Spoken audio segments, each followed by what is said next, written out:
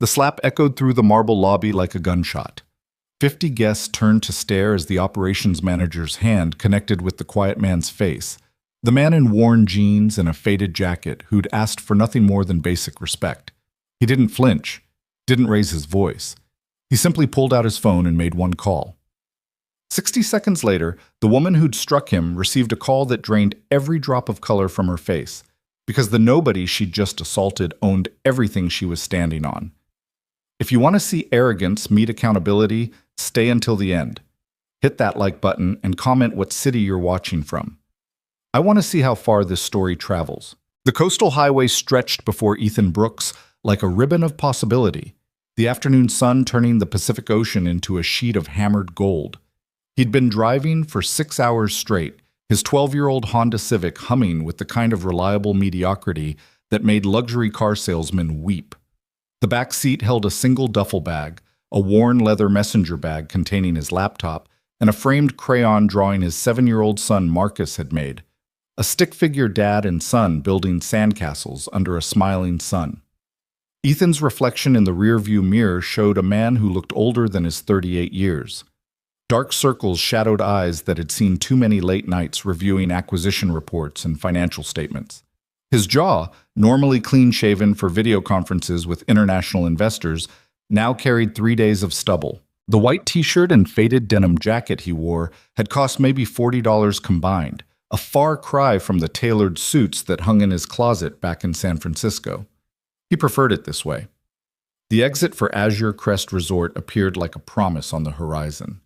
Ethan had purchased the property 18 months ago through a web of holding companies and investment vehicles so complex that even his own legal team sometimes needed flowcharts to explain the ownership structure. On paper, Azure Crest was owned by Meridian Holdings, which was owned by Pacific Trust Group, which was owned by Brooks Family Investments, which was controlled by Ethan Brooks. In practice, this meant absolutely no one at the resort had any idea who actually signed their paychecks. That anonymity was precisely the point. Ethan turned off the highway onto a private road lined with royal palms that swayed in the ocean breeze. The resort revealed itself gradually. First the manicured gardens where every bush was trimmed to geometric perfection, then the championship golf course where tiny figures in polo shirts tracked the arc of expensive golf balls, and finally the main building itself, a masterpiece of modern architecture that somehow managed to look both imposing and welcoming, all glass and white stone and sweeping curves that mimicked the waves beyond. He'd paid $143 million for this place, and he was about to walk in looking like he couldn't afford the parking fee. Ethan pulled into the circular drive, bypassing the valet station entirely and heading for the general parking area. A young valet in a crisp burgundy uniform started to wave him over, then seemed to think better of it when he got a good look at Ethan's vehicle. The kid's hand dropped, his professional smile cooling into something more neutral. The parking lot told its own story about Azure Crest's clientele. Mercedes, BMW, Lexus, Tesla. The automotive equivalent of a Fortune 500 company picnic. Ethan's Honda looked like it had wandered in from a different economic universe entirely. He parked between a gleaming white Range Rover and a midnight blue Porsche, both of which probably cost more than most people's houses. Grabbing his duffel and messenger bag, Ethan headed for the main entrance. His sneakers, genuine $20 specials from a discount store, not the $300 minimalist kind favored by tech billionaires slumming it, made soft sounds on the paved walkway. A couple in tennis whites passed him going the opposite direction, their conversation about the inadequacy of the resort's clay courts dying as they took in his appearance. The woman's eyes flicked from his worn clothes to his bags to his face, her expression shifting through a fascinating sequence. Curiosity, assessment, dismissal. Ethan had seen that look 1,000 times. He'd learned to find it useful. The lobby of Azure Crest Resort was designed to make an impression, and it succeeded spectacularly. The ceiling soared 30 feet overhead, all exposed beams and strategic skylights that created shifting patterns of light and shadow. The floor was Italian marble, the kind that cost more per square foot than most people's monthly rent. Everything gleamed with the kind of aggressive cleanliness that suggested an army of staff polishing surfaces throughout the night. The front desk stretched along the far wall like a sleek altar to hospitality, all dark wood and brass accents and discreet computer monitors. 4 staff members in burgundy blazers stood behind it, their posture perfect, their smiles professional. A small line had formed, 2 couples and a solo businessman, all dressed like they'd just stepped out of a yacht club directory. Ethan joined the line, setting his duffel down and pulling out his phone. He had a reservation confirmation email somewhere in his inbox, though technically he shouldn't need it. His assistant had called ahead, made all the arrangements, confirmed everything twice. Standard procedure, except Ethan had specifically requested that his name not be flagged in the system. No VIP treatment, no manager greeting, no suite upgrade or complimentary champagne. He wanted to experience Azure Crest the way a normal guest would. The line moved with bureaucratic slowness. Ethan watched the staff work, noting the little details that separated competent service from exceptional hospitality. The way the woman at the far end smiled at a young couple, genuine warmth in her eyes as she explained the resort's restaurant options. The way her colleague handed over room keys with a small flourish, making even a routine transaction feel special. Then he noticed the man at the center position, early 30s, impeccable posture, a name tag that read Jason Hartwell, front desk supervisor. Hartwell's smile was different, practiced, calibrated. It reached his mouth but stopped well short of his eyes, like he was conserving genuine emotion for situations that actually warranted it. "Welcome to Azure Crest," Hartwell said to the businessman ahead of Ethan, his voice smooth as aged whiskey. "We're so pleased to have you with us, Mr. Davidson. I see you're a platinum member of our rewards program. Let me get you checked in immediately." Fingers flew across the keyboard. The whole process took maybe 90 seconds. Room keys appeared. A leather portfolio with resort information materialized. Hartwell's smile widened fractionally as he gestured toward the elevators. "You're in the Ocean View Tower, Mr. Davidson, penthouse level. The concierge will be delighted to arrange anything you need. Enjoy your stay." Davidson nodded, collected his keys, and departed with the self-assured gait of someone accustomed to special treatment. Then it was Ethan's turn. Hartwell's eyes swept over him in a glance that lasted less than a second but communicated volumes. The smile didn't disappear. These were professionals, after all, but it definitely recalibrated, cooled, became the kind of expression you might give to someone who'd wandered into the wrong venue and would need gentle redirection. "Good afternoon," Hartwell said, his tone perfectly polite and utterly impersonal. "Welcome to Azure Crest. Do you have a reservation?" "I do." Ethan set his phone on the counter, the confirmation email pulled up on the screen. "Brooks. Ethan Brooks. Checking in for 4 nights." Hartwell's fingers moved across his keyboard, but slower now. His eyes remained on his screen, not making contact with Ethan. "I see. And when was this reservation made?" 3 weeks ago. My assistant called to confirm everything on Tuesday." More typing. A slight frown creased Hartwell's forehead. Not concern exactly, but something closer to irritation at a minor inconvenience. "I'm seeing the reservation, Mr. Brooks, but there seems to be some confusion about the room assignment." Ethan waited. Silence was often more effective than questions. "It looks like the room we had allocated has been reassigned." Hartwell's tone suggested this was somehow Ethan's fault. "Our system shows high occupancy this weekend. Several corporate events. You understand." "I understand I have a confirmed reservation," Ethan said quietly. "Made 3 weeks ago." Of course, of course." Hartwell's smile remained fixed in place like a museum exhibit. "What I'm saying is that we're working to find you alternative accommodations. It shouldn't take long. If you'd like to wait in our lobby lounge, I'm sure we'll have this sorted within the hour." The hour. Ethan kept his voice level, conversational. "I've been driving for 6 hours. I'd like to check into the room I reserved. And we're doing everything we can to accommodate that, Mr. Brooks." The way Hartwell said his name made it sound vaguely suspect, like an alias that wouldn't hold up under scrutiny. But as I'm sure you understand, during high occupancy periods, certain adjustments must be made to ensure all our guests receive the Azure Crest experience they've come to expect. Behind Ethan, someone cleared their throat. He glanced back to see a new arrival had joined the line. A man in his 50s wearing a navy blazer that probably cost more than Ethan's car, his silver hair styled with the kind of precision that required regular professional attention. The man's expression suggested he had places to be and little patience for delays. Hartwell's eyes flicked past Ethan to the new arrival, and something shifted in his posture. The professional irritation transformed into something warmer, more welcoming. "Mr. Brooks, if you could just step aside for a moment while we locate your room assignment, I can assist the next guest." "I'm not finished," Ethan said. "Sir, with all due respect, there's a line forming." Hartwell's tone had acquired an edge, sharp enough to draw blood if you weren't careful. "I've explained the situation. We're working on it. Now, if you could please—" "I have a confirmed reservation," Ethan repeated. "I was told check-in begins at 3 o'clock. It's now 3:15. I'd like to check into my room." For the first time, Hartwell made actual eye contact. His eyes were cold, professional, and utterly devoid of anything resembling empathy or concern. "Mr. Brooks, I understand you're frustrated, but creating a scene in our lobby won't expedite the process. We have policies and procedures that exist for everyone's benefit. Now, I'm going to ask you one more time to step aside so I can assist our other guests, and someone will find you when we've resolved your room situation."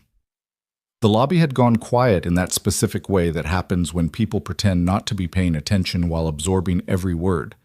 Ethan could feel eyes on him.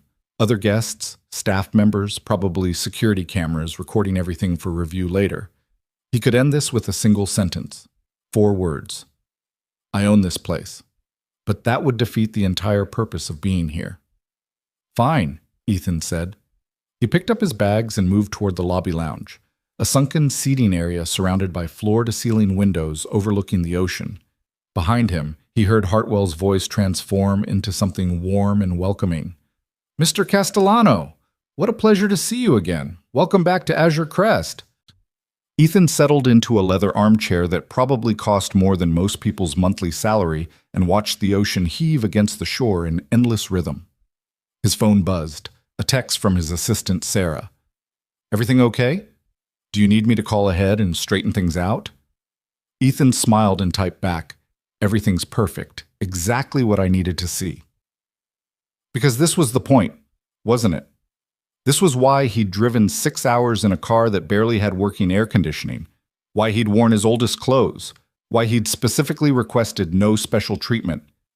He wanted to see how Azure Crest treated people who couldn't demand immediate attention, people who didn't wear Rolex watches or arrive in cars that cost 6 figures, people who looked like they might be stretching their budget just to afford a few nights at a nice resort. Regular people. Ordinary people. People who deserved exactly the same respect as everyone else. 20 minutes passed, then 30. Ethan watched the staff at the front desk greet new arrivals with varying degrees of enthusiasm, the warmth of their welcome calibrated to some invisible metric that seemed to correlate directly with the obvious expense of each guest's clothing and luggage. A young couple in designer athletic wear received smiles and swift service. A family with 3 kids and discount store luggage got perfunctory efficiency and subtle direction toward the standard rooms. At the 45-minute mark, a woman emerged from an office behind the front desk. She moved with the kind of confidence that suggested authority, her burgundy blazer cut to emphasize competence rather than curves. Her name tag identified her as Clara Whitmore, operations manager. She was perhaps 40, with sharp features and sharper eyes that swept the lobby with the assessing gaze of someone cataloging problems that would need solving. Those eyes found Ethan, lingered for a moment, then moved on as if he were part of the furniture. Clara approached the front desk and spoke briefly with Hartwell, too quietly for Ethan to hear. Hartwell gestured toward the lounge area, toward Ethan, and said something that made Clara's expression tighten fractionally. She nodded once, straightened her blazer, and walked toward him with the measured pace of someone approaching an unpleasant but necessary task. "Mr. Brooks?" Her voice was professionally neutral, the oral equivalent of room temperature water.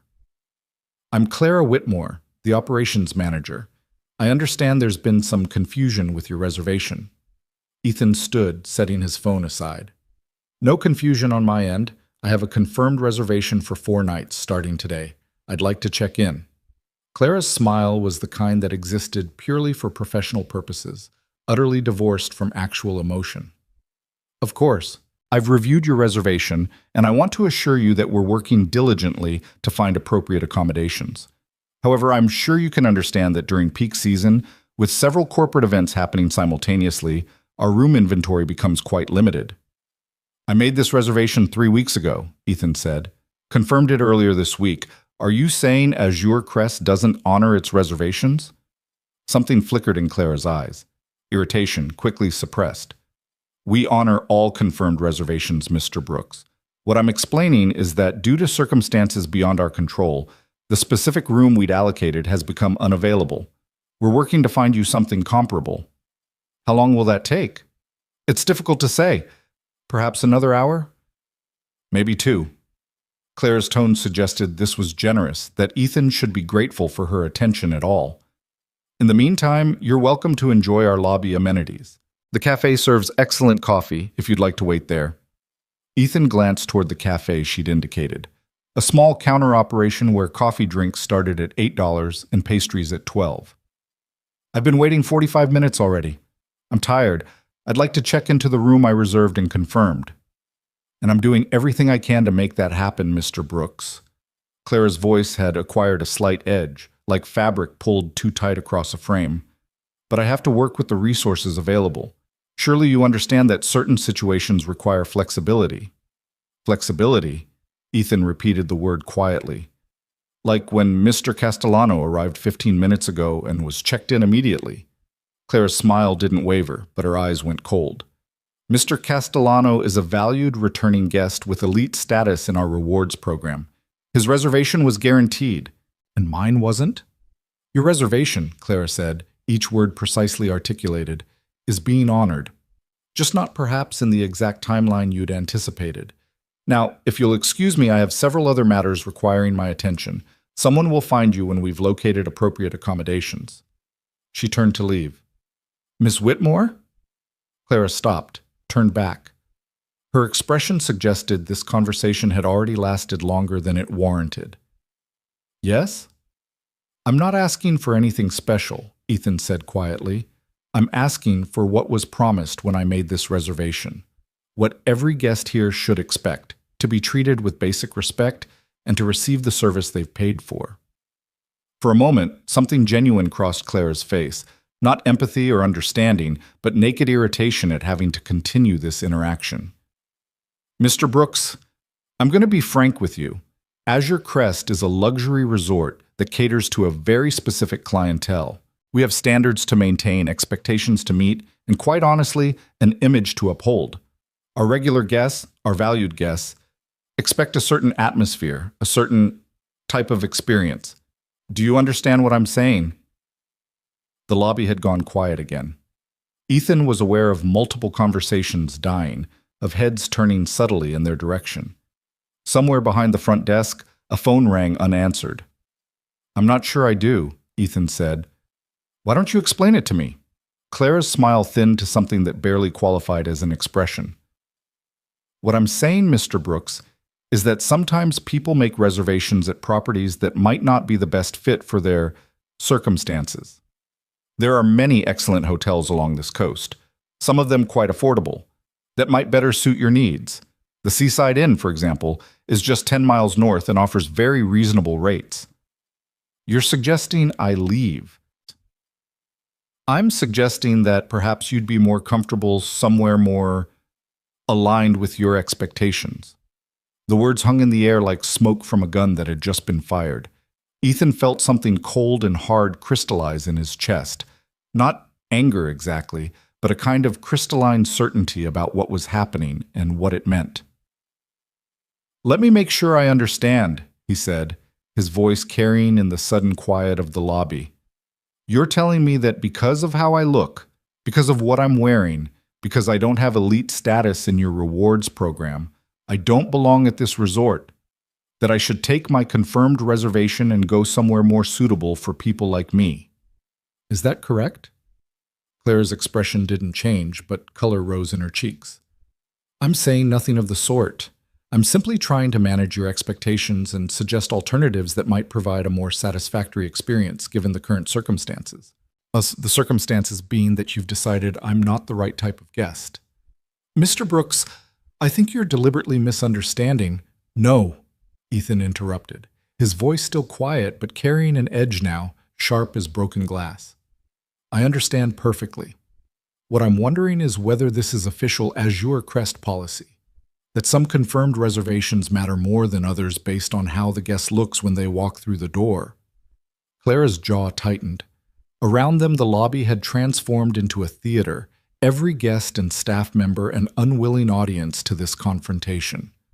Phones appeared in hands, not calls, but cameras, because of course they were. This was the age where every conflict became content, every confrontation potential viral gold. I don't appreciate your tone, Clara said, her voice hardening, and I certainly don't appreciate these insinuations about how we conduct business. Azure Crest has impeccable standards. Standards, Ethan said, like making guests with confirmed reservations wait 2 hours while you scramble to find them a room, because their car wasn't expensive enough, or their clothes weren't pressed enough, or they just didn't look like they belonged in your lobby. That is not... Clara stopped, visibly collecting herself. When she spoke again, her voice was ice-cold and utterly controlled. Mr. Brooks, I've tried to be patient with you. I've tried to explain the situation in terms you might understand. But if you continue to create a disturbance in our lobby, making accusations and disrupting the experience of our other guests, I will have no choice but to ask security to escort you from the property. The threat hung in the air, unmistakable. Ethan looked at her, really looked at her, taking in the carefully pressed blazer, the precisely applied makeup, the posture that radiated authority and absolute certainty in her own rightness. He thought about the hundreds of conversations he'd had with managers at properties he owned around the world, the endless training sessions on hospitality and service excellence, the detailed policies and procedures designed to ensure every guest felt valued and welcome. And then he thought about all the ways those policies could fail when the people implementing them decided some guests deserved them more than others. I'd like to speak with the general manager, Ethan said. Clara's smile returned, cold and triumphant. The general manager is off property today, attending an industry conference. I'm the senior authority on site, which means this conversation is over. You have 2 choices, Mr. Brooks. You can wait quietly while we work on your room situation without making a scene or disrupting our other guests. Or you can leave. Those are your options. There's a third option, Ethan said quietly. And what's that? You could treat me with the same respect you'd show any other guest. You could honor my confirmed reservation. You could do your job the way it's supposed to be done, with professionalism and basic human decency, regardless of how someone looks or what kind of car they drove here in. For a moment, something flickered in Clara's eyes. Surprise, maybe, that he'd stated it so plainly. Then her expression hardened into something that looked almost like contempt. Mr. Brooks, I've worked in hospitality for 15 years. I know our clientele. I know our standards. And I know when someone is trying to create a situation they can exploit. So let me be very clear. You will wait as long as it takes for us to find you a room, if we find you one at all. And if you don't like that, there's the door. She gestured toward the entrance, the movement sharp and dismissive. The lobby was absolutely silent now, 50 people watching, phones recording. A moment that would be analyzed and discussed and shared across social media within hours, Ethan was sure. He pulled out his phone. What are you doing? Clara demanded. Making a call, Ethan said simply. If you're calling to complain to corporate, I can save you the trouble. I have full authority over operations at this property, and I'm confident my decisions will be supported. Ethan didn't respond. He pulled up his contacts, scrolled to a familiar name, and hit dial. The phone rang once, twice. Sarah, Ethan said when his assistant answered. I need you to do something for me. Of course. What do you need? Pull the full employment file for Clara Whitmore, operations manager at Azure Crest. I want her complete history, hiring date, performance reviews, any complaints filed, everything. Clara's face had gone pale. What are you... You can't just... Also, Ethan continued, his voice still perfectly calm, I want a full audit of the front desk procedures and guest service protocols at this location. How reservations are prioritized, how room assignments are made, how staff are trained to handle difficult situations. Ethan, what's going on? Sarah's voice carried concern now. Just a little quality control, Ethan said. I'll explain later. How quickly can you get me that information? 20 minutes for the employment file. The audit will take longer. 20 minutes is fine. Send it to my email. Thanks, Sarah. He ended the call and looked at Clara, whose face had transformed from pale to flushed, her professional composure cracking like ice under pressure. Who are you? She whispered. Someone who's very interested in how this resort treats its guests, Ethan said quietly. Someone who believes that respect shouldn't be contingent on wealth or status, or whether you look like you belong in a five-star lobby. Clara's phone rang, the sound cutting through the tension like a knife. She pulled it from her pocket with shaking hands, glanced at the screen, and went absolutely white. I need to take this, she said, her voice barely audible. Please do, Ethan said. Clara walked quickly toward her office, the phone pressed to her ear, her confident stride reduced to something closer to a stumble. Through the glass walls of her office, Ethan could see her talking, her face growing progressively more stricken with each passing second. At the front desk, Hartwell and the other staff members stood frozen, professional smiles abandoned, uncertainty written across their faces. The lobby remained silent, everyone watching, waiting to see what happened next. Ethan picked up his bags and sat back down in the leather armchair, perfectly calm, perfectly patient. His phone buzzed with an incoming email. He opened it, scanned the contents, and smiled faintly. Clara's employment file, complete with performance reviews, incident reports, and several complaints from guests about discriminatory treatment, all carefully documented, all filed away, all ignored by management because her guest satisfaction scores had remained high among the right kind of guests. The office door opened. Clara emerged, her face the color of old parchment, her hands visibly trembling. She walked toward Ethan like someone approaching the gallows, each step seeming to require tremendous effort. When she reached him, she stopped, opened her mouth, closed it again. Words seemed to fail her entirely. Yes? Ethan prompted gently. I've been informed, Clara said, each word emerging like a physical object she had to force out, that I've made a serious error in judgment. Have you? She swallowed hard. I apologize for any inconvenience or disrespect you experienced. Your room is ready immediately. If you'll follow me, I'll personally ensure you're settled in. Ethan stood slowly, picking up his bags. That won't be necessary. I'm sure the front desk can handle check-in from here. Please, Clara whispered. You're supposed to treat every guest with respect, Ethan said quietly.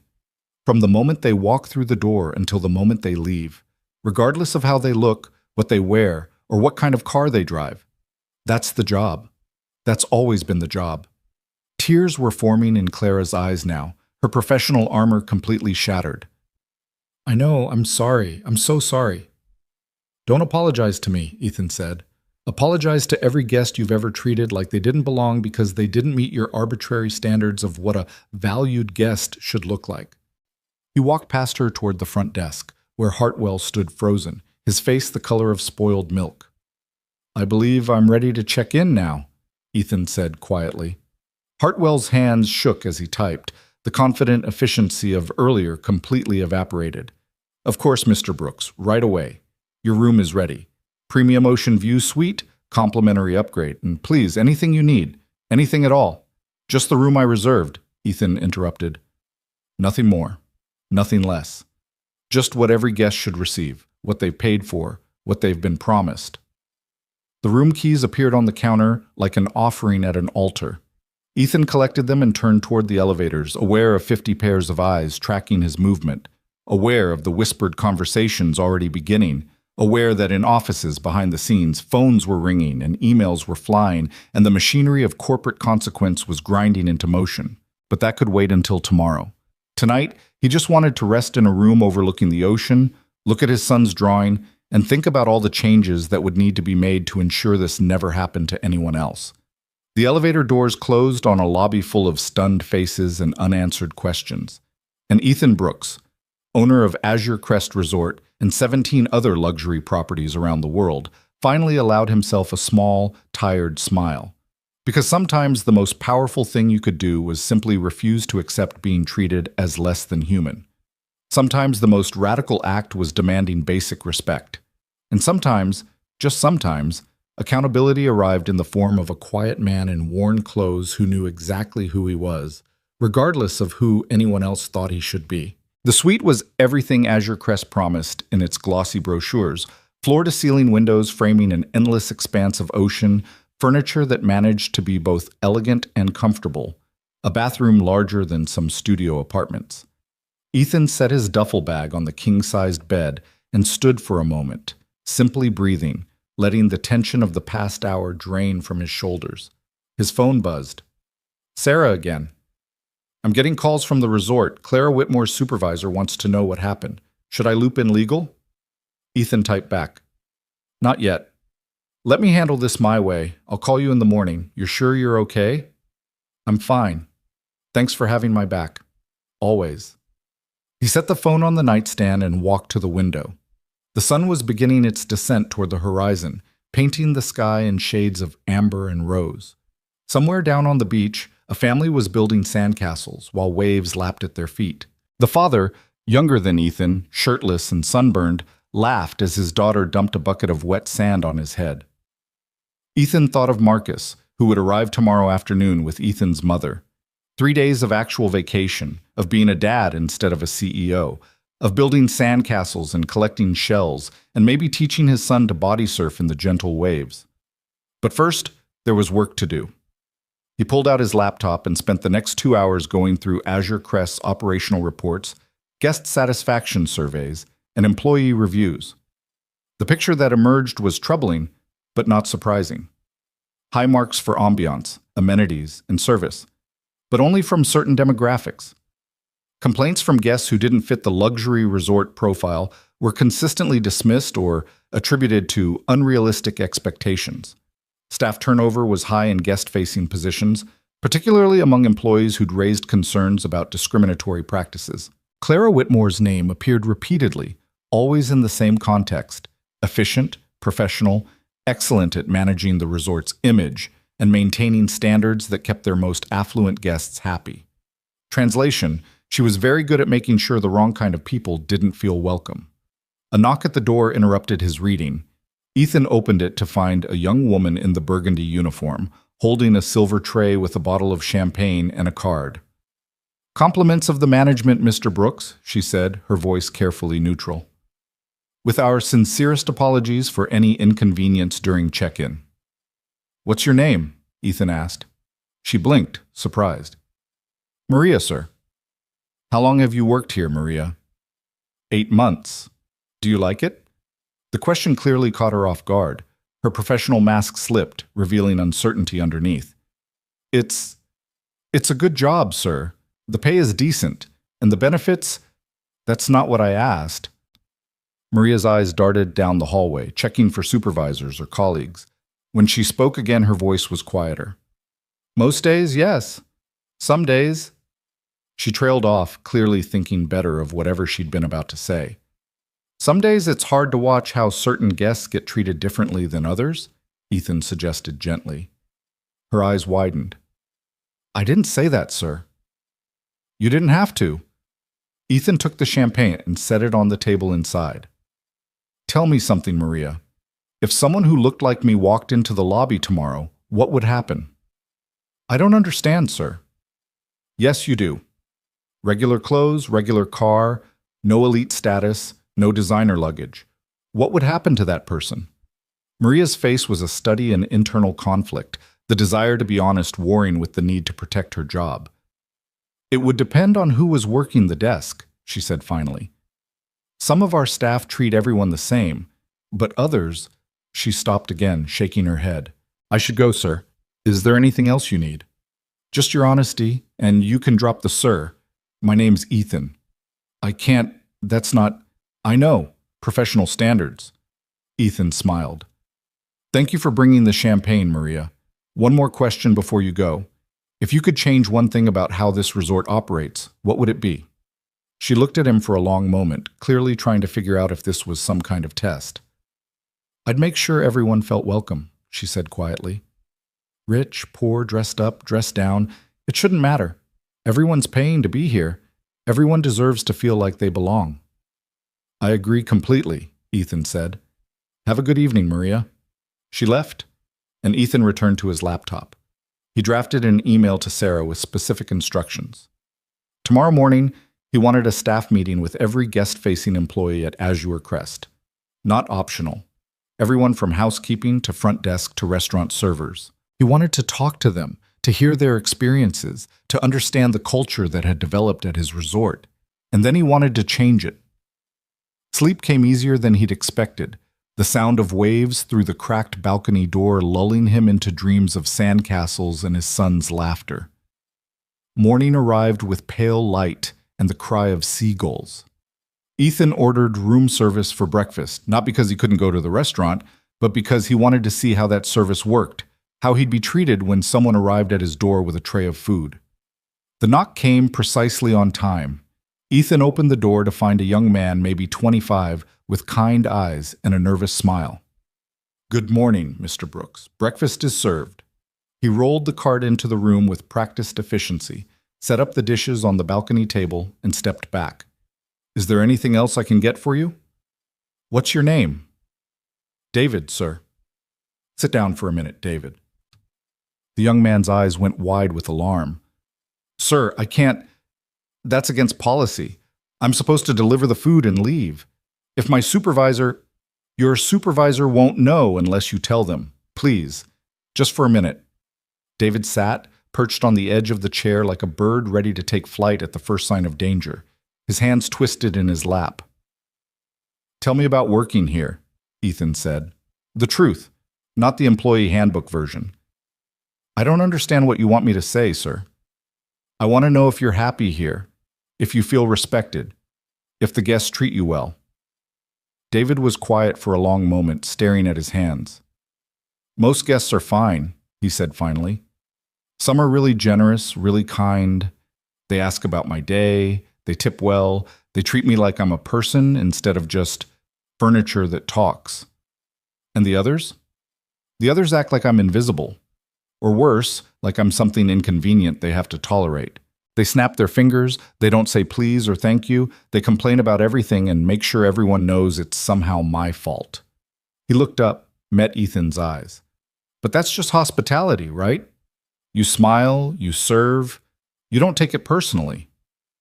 "Except it is personal," Ethan said quietly. "Because you're a person, not a servant.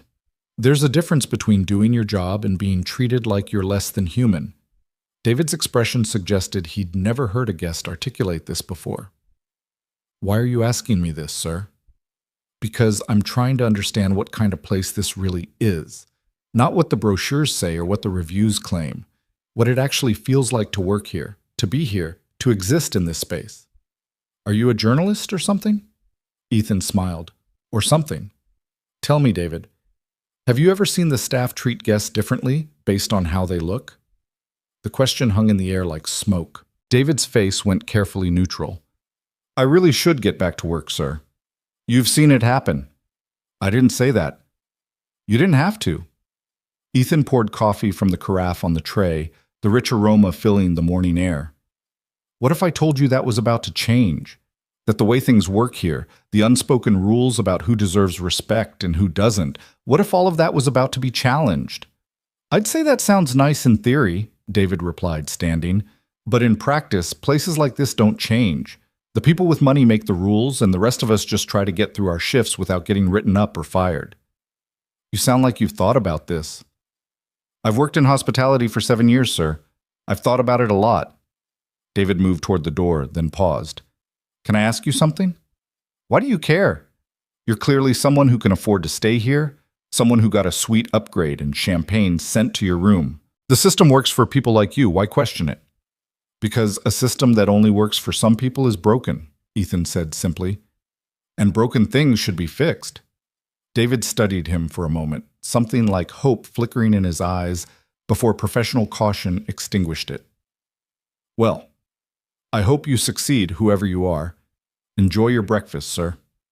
After he left, Ethan stood on the balcony and ate slowly, watching the resort come to life below. Guests emerged from their rooms in designer athletic wear, heading for yoga classes and tennis courts. Groundskeepers moved through the gardens with quiet efficiency, invisible to the people enjoying the beauty they maintained.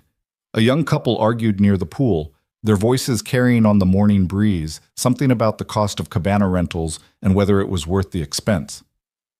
His phone rang. Sarah. "Morning," Ethan said. "You're up early?" "I've been up since 4, Ethan. We have a situation." "What kind of situation?" Clara Whitmore filed a formal complaint with HR. She's claiming you harassed her yesterday, that you made threats, that you abused your position to intimidate her. Ethan laughed, the sound carrying across the balcony. "She's trying to get ahead of it. Smart, actually. What's her version of events? That you arrived making unreasonable demands, that you became verbally aggressive when she tried to explain standard procedures, and that you used your ownership status to threaten her job security because she didn't provide immediate VIP treatment." "And what did you tell HR?" "Nothing yet. I wanted to talk to you first. But Ethan, she's also claiming the lobby incident was recorded by guest cell phones and that the videos make you look aggressive. She's painting herself as the victim of a wealthy owner who doesn't understand operational realities." "Do we have security footage from the lobby?" "Already requested it. Should have it within the hour." "Yes."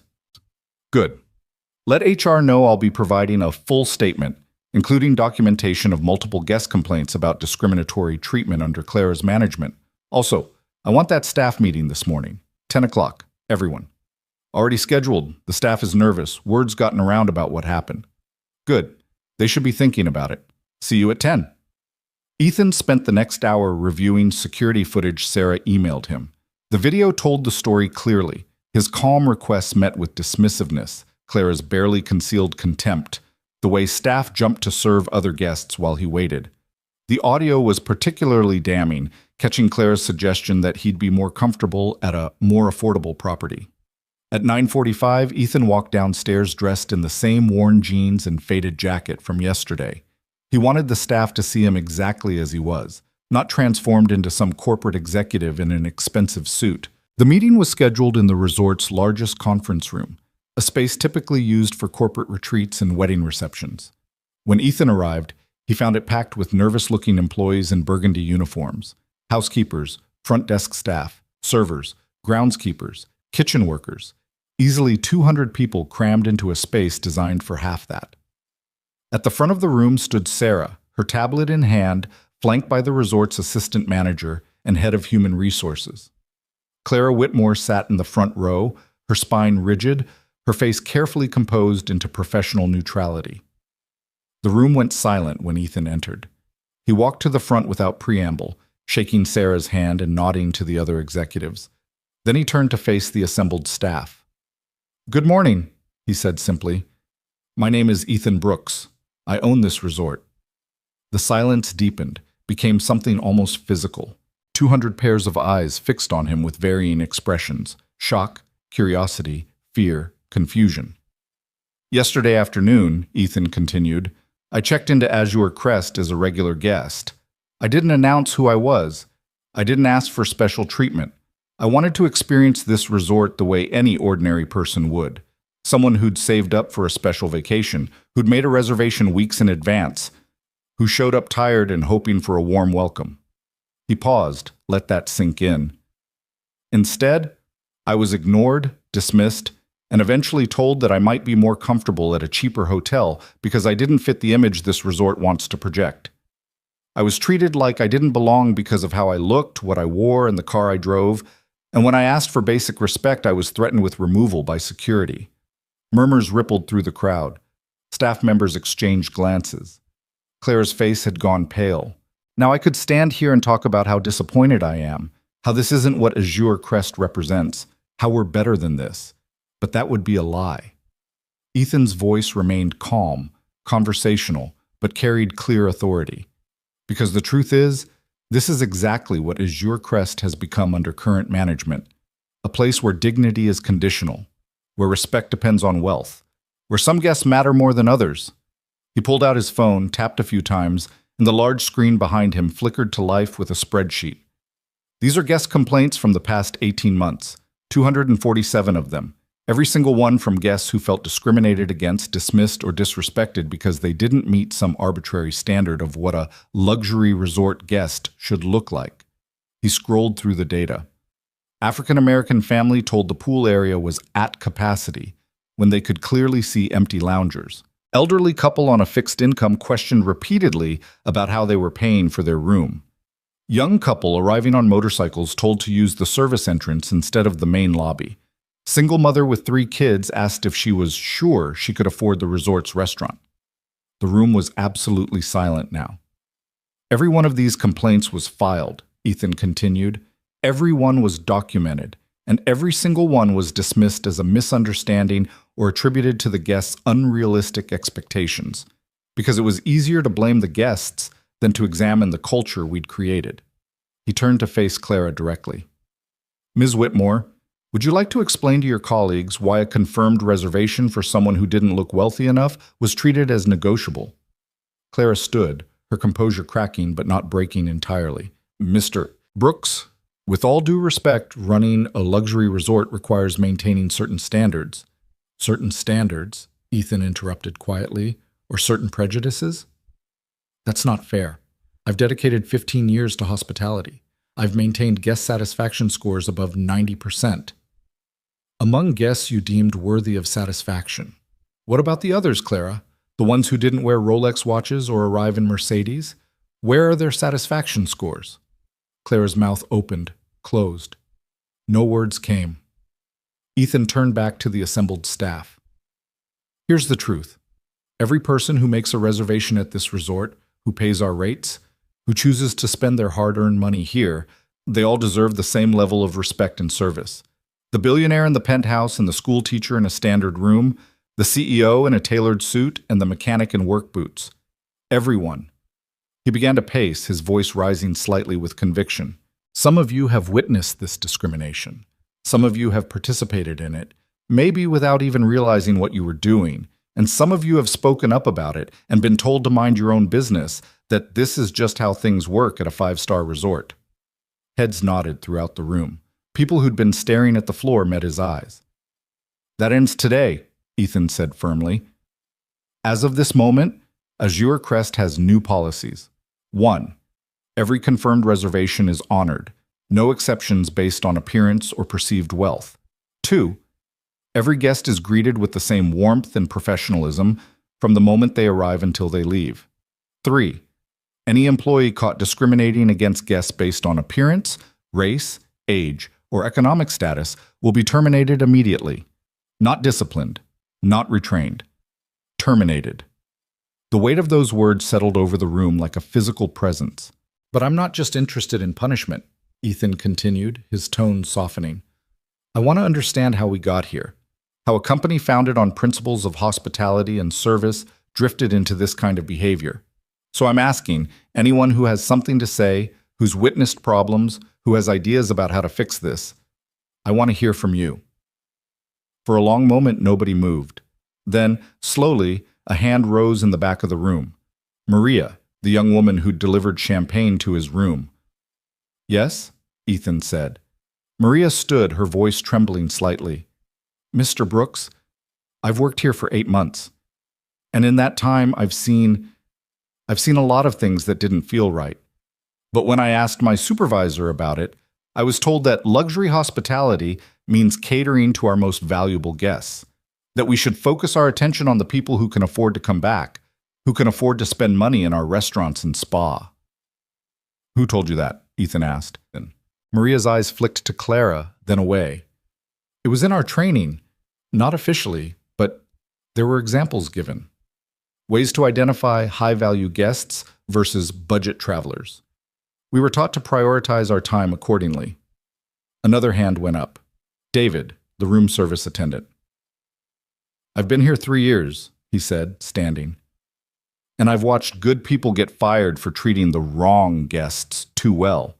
There was a woman in housekeeping who spent extra time helping an elderly couple who were struggling with their luggage. Her supervisor wrote her up for inefficiency. She quit 2 weeks later because she couldn't stand the culture anymore. More hands rose. The floodgates had opened. A woman in her 50s, wearing a housekeeping supervisor uniform. I've been told explicitly to prioritize rooms for guests with higher spending patterns. If someone's only paying for a basic room and not using resort services, they get cleaned last, get fewer amenities, less attention. A young man from the restaurant staff. We're trained to recognize luxury brands, expensive watches, designer clothes. Those guests get seated first, get more attentive service, get offered premium menu items. Everyone else gets the standard treatment. The stories poured out, each one adding another piece to the picture of a culture that had systematically devalued human dignity in favor of profit margins and elite satisfaction. Ethan listened to all of it, his expression grave. When the voices finally quieted, he turned to Clara. Did you create this culture? Clara's face was streaked with tears now, her professional composure completely shattered. I was doing my job. I was meeting expectations set by corporate, by ownership, by who? Ethan demanded. Who told you to treat people like they were less than human if they didn't meet arbitrary wealth standards? It's industry standard. Clara's voice rose, defensive and desperate. Every luxury resort operates this way. We can't provide five-star service to everyone. The economics don't work. We have to focus on our core clientele, the guests who generate revenue, who come back year after year, at the expense of basic human decency? It's not about decency, it's about business. They're the same thing, Ethan said quietly. The moment you separate business from decency, from treating people with respect regardless of their economic status, you've lost the plot entirely. You've built a machine that generates profit while destroying dignity, and you've convinced yourself that's just how the world works. Clara sank back into her chair, her hands covering her face. Ethan addressed the room again. I take responsibility for this. As owner, I should have been paying closer attention. I should have investigated when guest complaints came in. I should have created systems to prevent this kind of culture from developing. That's on me. He paused, let that acknowledgement sit. But from this moment forward, Azure Crest operates differently. We're going to retrain every employee in actual hospitality, not the economics of maximizing revenue per guest, but the ethics of treating every human being who walks through our doors with respect and dignity. We're going to create real accountability systems where complaints are investigated, not dismissed. And we're going to make it crystal clear that discrimination in any form is grounds for immediate termination. Sarah stepped forward with her tablet. We've prepared new training materials and policy documents. Every employee will go through refresher training over the next 2 weeks. Those who can't or won't adjust to the new standards will be given the opportunity to seek employment elsewhere. Ethan nodded. This isn't optional. This is who we are now, who we should have been all along. He looked directly at Clara. Ms. Whitmore, effective immediately, you're suspended pending a full investigation into your management practices.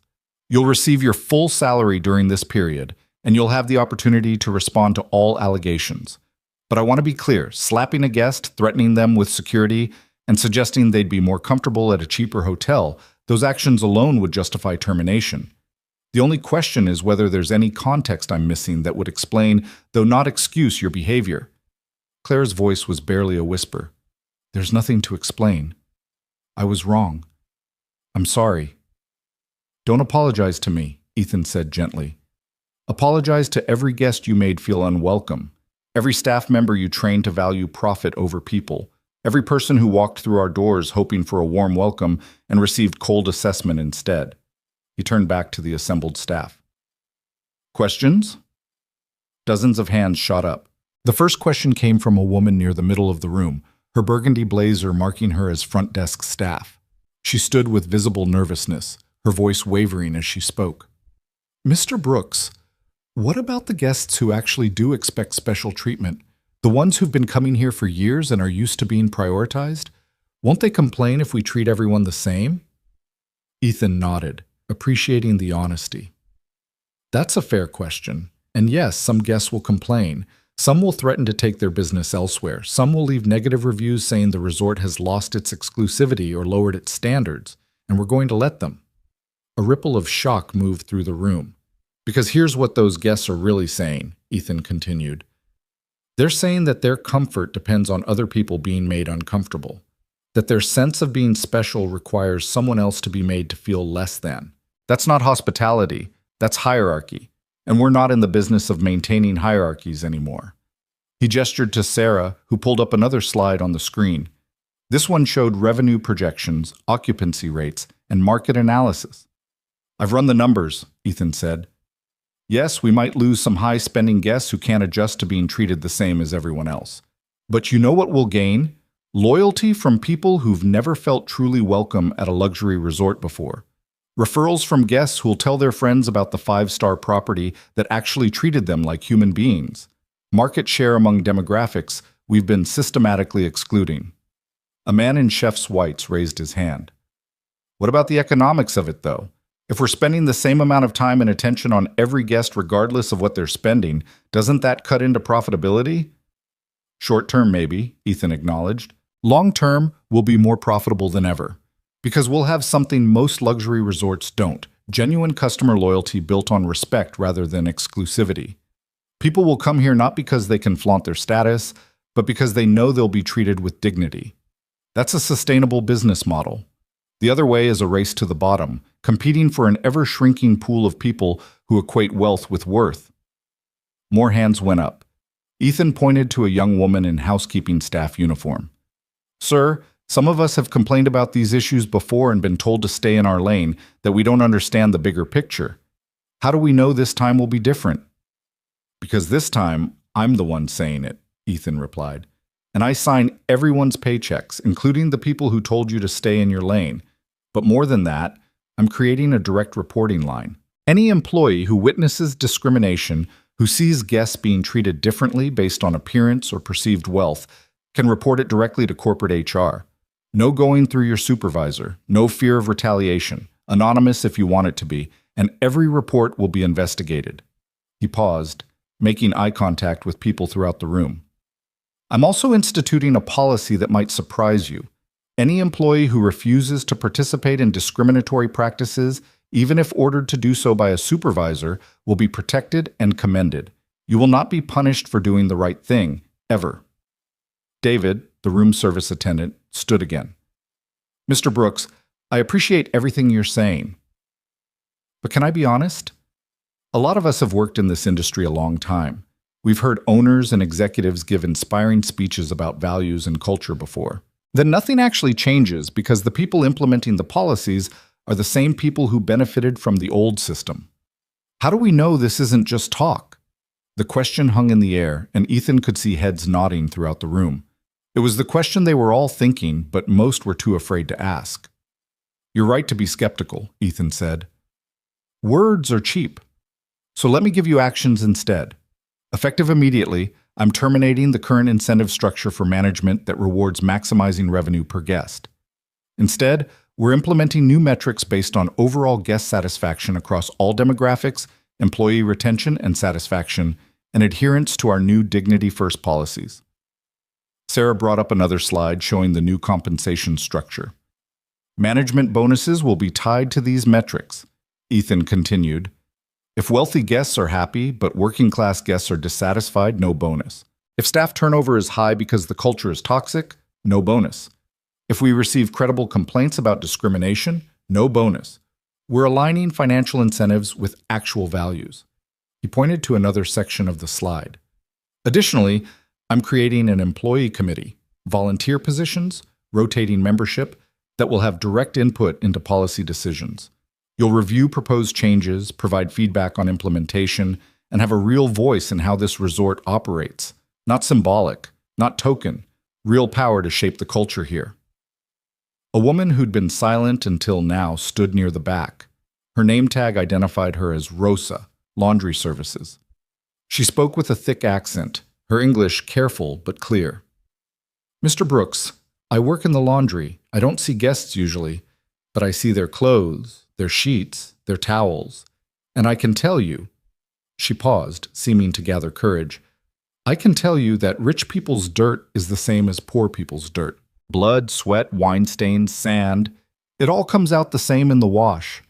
Everyone is equal when they're sleeping, when they're bleeding, when they're human. I think maybe the front desk should remember this too. The room erupted in spontaneous applause. Rosa sat down quickly, her face flushed, but Ethan saw the small smile on her lips. Rosa just articulated our new philosophy better than I ever could, Ethan said when the applause died down. Everyone is equal in their humanity. That's not a slogan. That's a fact. And starting today, it's how we operate. He checked his watch. They'd been at this for over an hour, but the questions kept coming, each one revealing another layer of dysfunction that had calcified into standard practice. A bellhop asked about the unwritten rule that luggage for budget travelers could wait, while luxury guests received immediate attention. A spa attendant described being reprimanded for spending too much time with a client who'd only booked a basic massage instead of the premium package. A valet shared that they'd been trained to judge guests by their vehicles and adjust their service accordingly. Ethan listened to all of it, occasionally asking clarifying questions, always treating each concern with serious attention. Sarah took notes on her tablet, flagging issues for immediate policy changes. Finally, after nearly 2 hours, the questions slowed. Ethan could see exhaustion and something like cautious hope on the faces before him. "Last question," he said, pointing to Jason Hartwell, the front desk supervisor who'd dismissed him yesterday. Hartwell stood slowly, his face pale. "Mr. Brooks, I owe you an apology. What I did yesterday was inexcusable. I saw you as someone who didn't belong here, and I treated you accordingly. I was wrong, and I'm sorry." "Do you understand why you were wrong?" Ethan asked. Hartwell swallowed hard. "Because everyone who makes a reservation deserves respect. Because my job is to serve guests, not judge them. Because I let assumptions about wealth determine how I treated another human being. And if I hadn't turned out to be the owner, if I'd just been a regular guy who'd saved up for a vacation, would your behavior have been any less wrong?" "No, sir. It would have been exactly as wrong." Ethan nodded. "Then we understand each other. Jason, you're suspended for 1 week without pay. Use that time to think about whether you can commit to our new standards. If you can, you'll have a job here when you return. If you can't, we'll help you find employment elsewhere. No hard feelings either way. But this is your choice." "I can commit, sir. I will commit." "Then I'll see you in a week." Ethan addressed the full room one final time. "This meeting is adjourned. You all have jobs to do, and I've kept you long enough. But remember, as of today, Azure Crest stands for something different. We're not just a luxury resort. We're a place where every person, regardless of wealth or status, can expect to be treated with dignity and respect. That's our brand now. That's who we are. Anyone who can't live with that should start looking for work elsewhere." The staff filed out slowly, their conversations subdued but animated. Ethan caught fragments as they passed: surprise, hope, skepticism, excitement, all swirling together into the complex reaction of people who'd been promised change before and learned not to trust it. When the room had cleared except for Sarah and the HR director, Ethan sank into a chair. "Well," Sarah said, "that was something." "Think they believed me?" "Some did, some didn't. Most are in wait-and-see mode, which is probably smart." She scrolled through her notes. "We've got about 40 policy changes to implement based on what came up in that meeting. I'll have drafts ready by tomorrow." The HR director, a woman named Patricia Chen, spoke up. "Mr. Brooks, I need to be frank with you. What you're proposing, it's admirable, but it's going to be messy. We'll lose staff who can't or won't adjust. We'll lose guests who liked things the way they were. Revenue will probably dip before it recovers. Are you prepared for that?" "I am," Ethan said. "Are you?" Patricia smiled slightly. "I've been waiting 15 years for someone to actually mean it when they talk about values over profits. So yes, I'm prepared. I'm also going to hold you to every promise you made in there." "Please do." After they left, Ethan sat alone in the conference room for a long time, staring at the ocean visible through the floor-to-ceiling windows. His phone buzzed with incoming messages. His mother confirming she and Marcus would arrive around 2, several board members requesting urgent calls about the situation at Azure Crest, his lawyer wanting to discuss liability issues related to Clara's suspension. All of it could wait. He walked out through the lobby, which had transformed since yesterday.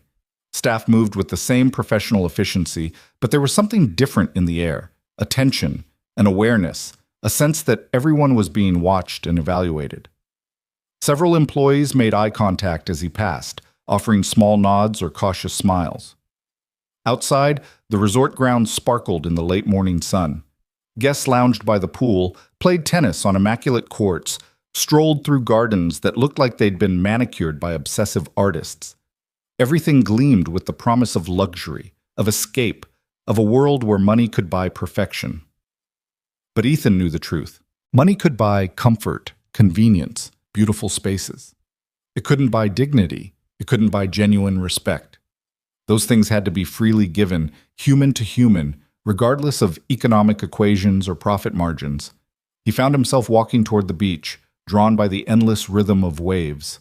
A few guests dotted the sand, a couple doing yoga near the water, kids building an elaborate castle, an elderly man sitting alone with a book. No one paid Ethan any attention in his worn clothes and faded jacket. He was invisible here, just another body moving through space.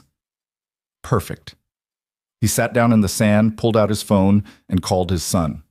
Marcus answered on the second ring, his 7-year-old voice bright with excitement. "Dad, Grandma says we're leaving soon. She says the resort has a pool and a beach, and I can learn to swim in the ocean." "All true," Ethan said, his heart lightening at the pure joy in his son's voice. "You ready for some serious sandcastle construction?" "I've been practicing. Grandma bought me new buckets and everything." "That's my boy. Listen, Marcus, when you get here, I need you to do something for me." "What?"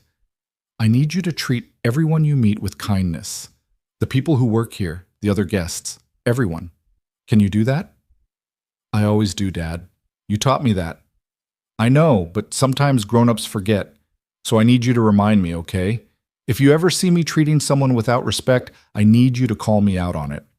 Marcus was quiet for a moment. "Is everything okay, Dad? You sound weird." "Everything's fine, better than fine. I'm just remembering what's important." "Okay. Hey, Dad, can we get ice cream when I get there?" "As much as you want, buddy. See you soon." After hanging up, Ethan sat watching the waves for a while longer. A shadow fell across the sand beside him, and he looked up to find Maria, the young woman from room service, standing there in her uniform.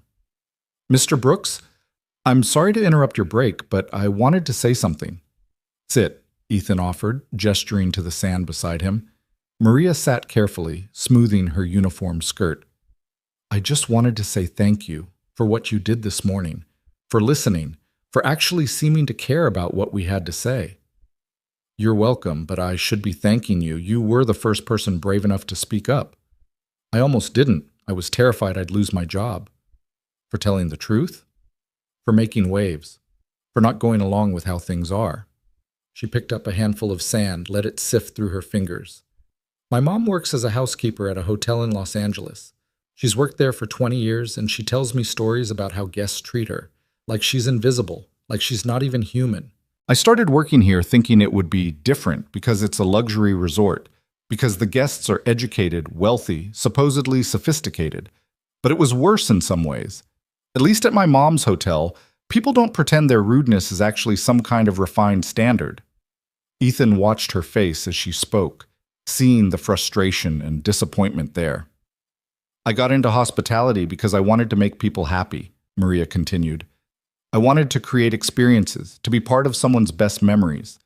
But instead, I learned that my job was to be deferential to rich people and dismissive to everyone else. It made me hate coming to work." "Will you stay?"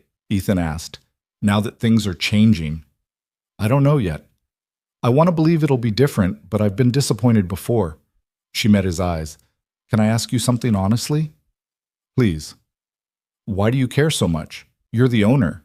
You could have shown up in a suit, been treated like royalty, enjoyed your stay, and never known how regular people get treated here. Why put yourself through what happened yesterday?" Ethan was quiet for a moment, organizing his thoughts. "My wife died 3 years ago.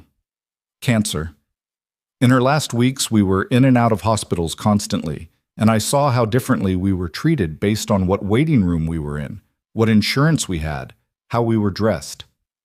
In the charity ward, nurses and doctors treated us like we were wasting their time. In the private wing, we were suddenly worth caring about. Same disease, same pain, same fear, but different treatment based on arbitrary economic factors." Maria's eyes had filled with tears. "She told me something the week before she died," Ethan continued. "She said that suffering shows you who people really are. both the person suffering and the people around them.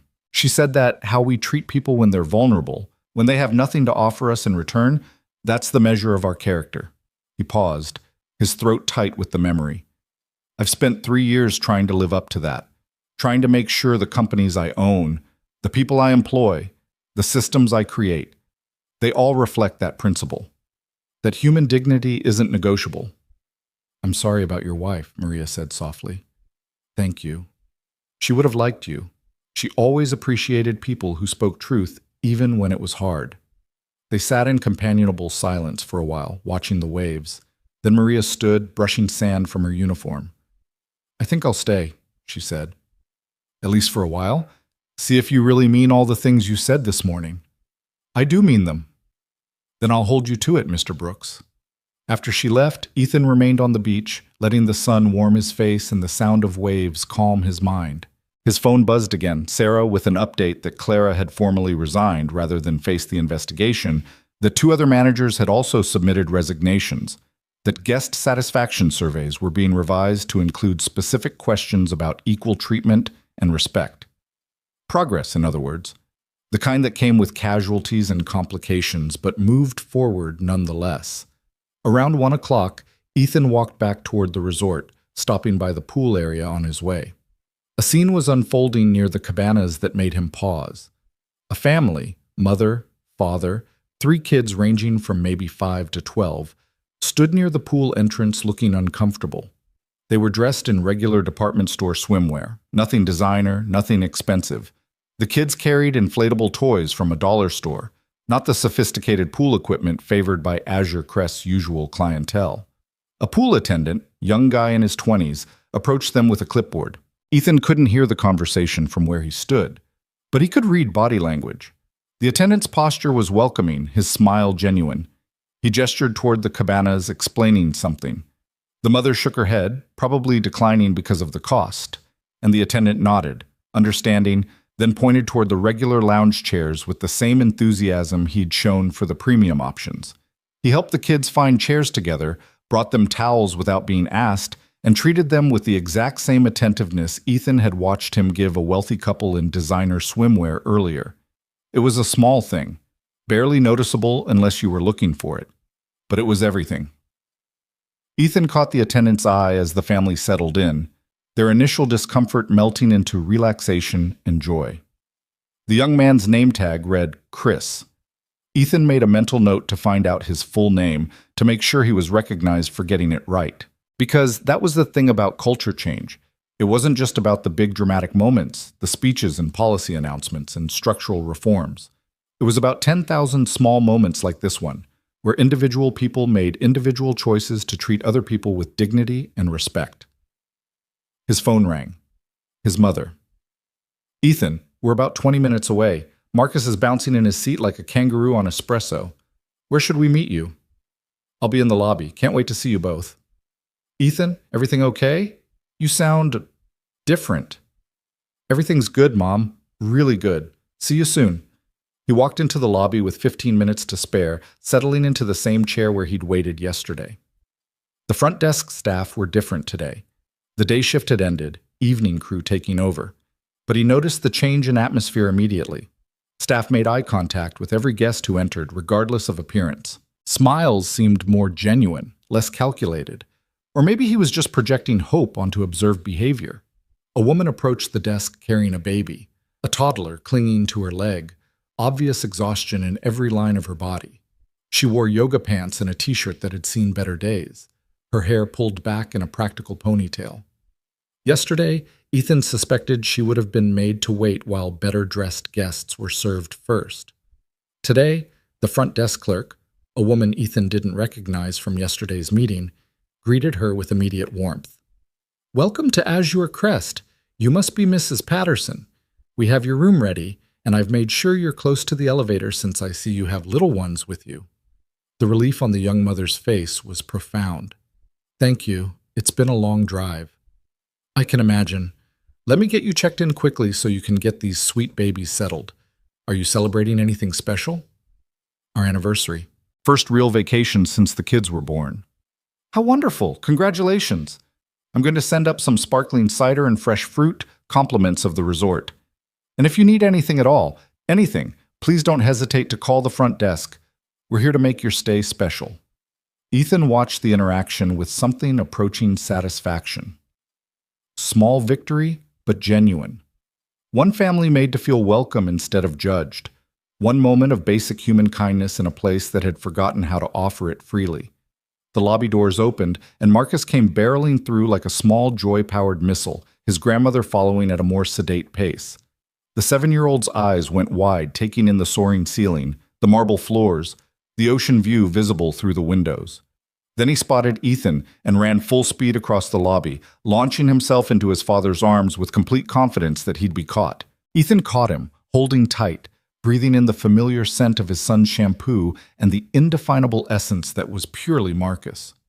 For just a moment, the weight of the past 2 days, the confrontation, the staff meeting, the structural reforms that still needed implementing, all of it faded into background noise. "Dad, this place is amazing. Can we go swimming right now? Can we build sandcastles? Can we—" "Breathe, buddy," Ethan laughed. "We've got 3 whole days. We can do everything." His mother reached them, elegant as always despite the long drive. She kissed Ethan's cheek and raised an eyebrow at his appearance. "Worn jeans and a faded jacket? What happened to my son who owns 7 identical Navy suits?" "He's on vacation," Ethan said. "The real kind." "Grandma, did you see the pool? It's huge." Marcus was vibrating with excitement. "I did see it, sweetheart. Very impressive." She turned to Ethan. "Should we check in?" "Already done. I'll show you to your room." As they walked toward the elevators, Marcus holding Ethan's hand and chattering nonstop about all the things he wanted to do, Ethan noticed staff members watching with small smiles. The front desk clerk who'd helped Mrs. Patterson caught his eye and nodded slightly, a gesture of acknowledgement and maybe approval. His mother had a suite next to his, connecting door between them so Marcus could go back and forth freely. While she unpacked, Ethan took Marcus onto his balcony to show him the ocean view. "It's so big, Dad," Marcus breathed, staring at the endless water. "Does it ever end?" "Eventually, thousands of miles away." "What's on the other side?"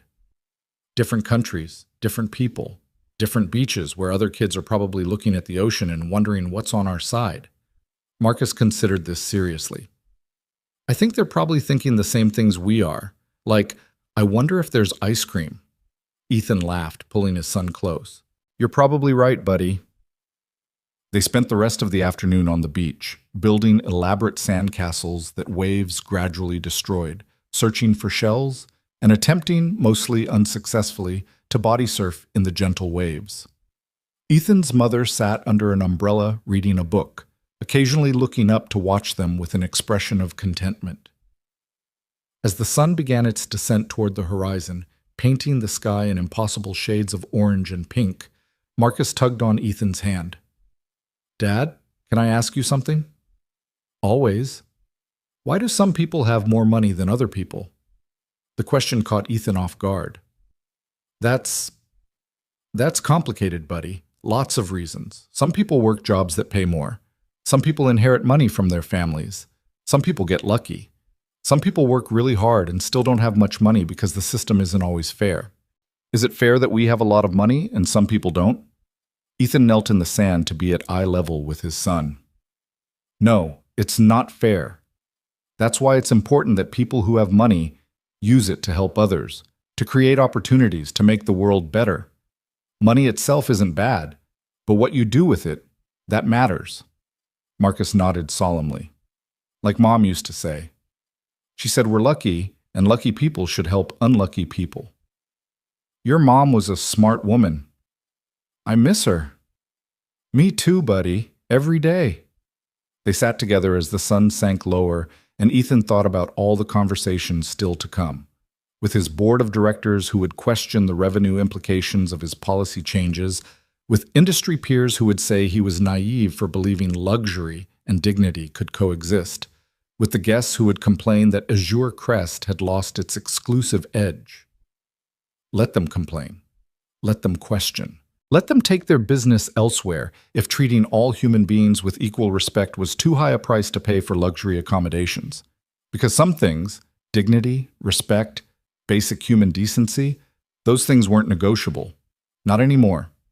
Not at any price. The next morning arrived with the kind of perfect California sunshine that seemed designed for vacation brochures. Ethan woke to find Marcus already awake, nose pressed against the balcony glass, watching seagulls wheel and dive over the water. "They're fishing, Dad," Marcus announced without turning around. "I've been watching them for like an hour. They're really good at it." An hour? Ethan checked his phone. 6:30. "Buddy, it's early. You could have slept more." "I'm on vacation. Who sleeps on vacation?" Marcus turned, his face bright with 7-year-old logic that was impossible to argue with. "Can we get breakfast? I'm starving." "Let's see if Grandma's awake." His mother was not only awake, but already dressed, sitting on her balcony with coffee and the newspaper. She looked up as they knocked and entered through the connecting door. "Good morning, gentlemen. I assume from Marcus's expression that breakfast is urgently required?" "Desperately required," Marcus said with maximum drama. "I might actually die of hunger." "Well, we can't have that. Let's see what Azure Crest restaurant has to offer." The main dining room was a study in elegant simplicity. White tablecloths, ocean views, fresh flowers on every table. At 7 in the morning, it was perhaps half full. A mix of early risers and families with young children who'd abandoned any hope of sleeping late. A hostess greeted them at the entrance, her smile professional and welcoming. Her eyes took in Ethan's casual clothes. He'd deliberately worn the same worn jeans and faded jacket from check-in, and her expression didn't change at all. "Good morning. Welcome to Tidewater. 3 for breakfast?" "Please," Ethan said. "Right this way." She led them to a table by the window with a spectacular ocean view, the kind of prime real estate that used to be reserved exclusively for guests the staff deemed appropriately valuable. Ethan noticed her seat them without hesitation, without the subtle assessment he'd seen so often in luxury establishments. Small victory, small change, but change nonetheless. Their server appeared moments later, a man in his 40s with kind eyes and a genuinely warm smile. His name tag read Robert. "Good morning, folks. Can I start you off with some coffee? Juice for the young man?" "Orange juice, please," Marcus said. "The kind with pulp." "A man who knows what he wants. I like it." Robert's smile widened. "We also have fresh squeezed grapefruit juice if you're feeling adventurous." Marcus considered this seriously. "Is it sour?" "A little bit, but also sweet. It's an adventure for your taste buds." "Okay. I'll try the adventure juice." After Robert left to get their drinks, Ethan's mother leaned across the table. "All right, Ethan. I've been patient. Are you going to tell me what's really going on?" "What do you mean?" "I mean you look like someone carrying the weight of important decisions. I mean you've checked your phone exactly 17 times since we sat down. I mean your assistant has called twice already, and it's not even 7:30. She fixed him with the look that had extracted truth from him since childhood. "What happened here before we arrived?" Ethan glanced at Marcus, who was absorbed in watching a family of pelicans glide past the window. "I saw something that needed fixing." "And you fixed it?" "I'm trying to." His mother studied him for a long moment. "Your father used to get that same expression when he was taking on something bigger than himself. That mix of determination and exhaustion. I never knew Dad cared much about social justice." "Your father believed that how you treat people when no one's watching reveals your true character. He would have approved of whatever you're doing here, as long as it's the right thing." She paused as Robert returned with their drinks. "Is it the right thing?" "I think so. I hope so." Marcus tried his grapefruit juice and made a face that suggested adventure might be overrated. Robert laughed and quickly brought orange juice as backup, treating the 7-year-old's changing preferences with the same attentiveness he'd show any guest. After they ordered, pancakes for Marcus, eggs Benedict for his mother, simple scrambled eggs and toast for Ethan, the restaurant began to fill up. Ethan found himself watching the staff work, noting the interactions between servers and guests. At a nearby table, a family similar to the one he'd seen at the pool yesterday, working-class clothes, kids with discount store toys, was being served with the same attentiveness as a couple in obvious designer wear 3 tables over. The server moved between tables with equal enthusiasm, her smile genuine for everyone. But not all the changes were smooth. Ethan watched a well-dressed man in his 60s snap his fingers at a server, the gesture sharp and demanding. The server, a young woman who couldn't have been more than 22, walked over with professional composure. "How can I help you, sir?" "This coffee is lukewarm. I expect better from a resort of this caliber." "I apologize. I'll bring you a fresh pot immediately." "See that you do, and next time check the temperature before serving it. Basic competence, really." The young woman's face remained neutral, but Ethan saw the flash of hurt in her eyes before she turned away. He made a mental note of the man's table number. Their food arrived, beautifully presented and delicious. Marcus attacked his pancakes with enthusiasm, while recounting an elaborate plan for the day involving swimming, sandcastles, and maybe finding a shark tooth because Grandma said they're on beaches sometimes. "I said they're sometimes found on beaches," his mother corrected gently. "I make no promises about actually finding one. But we could look, right?" "We can absolutely look." Ethan's phone buzzed. Sarah, with a text.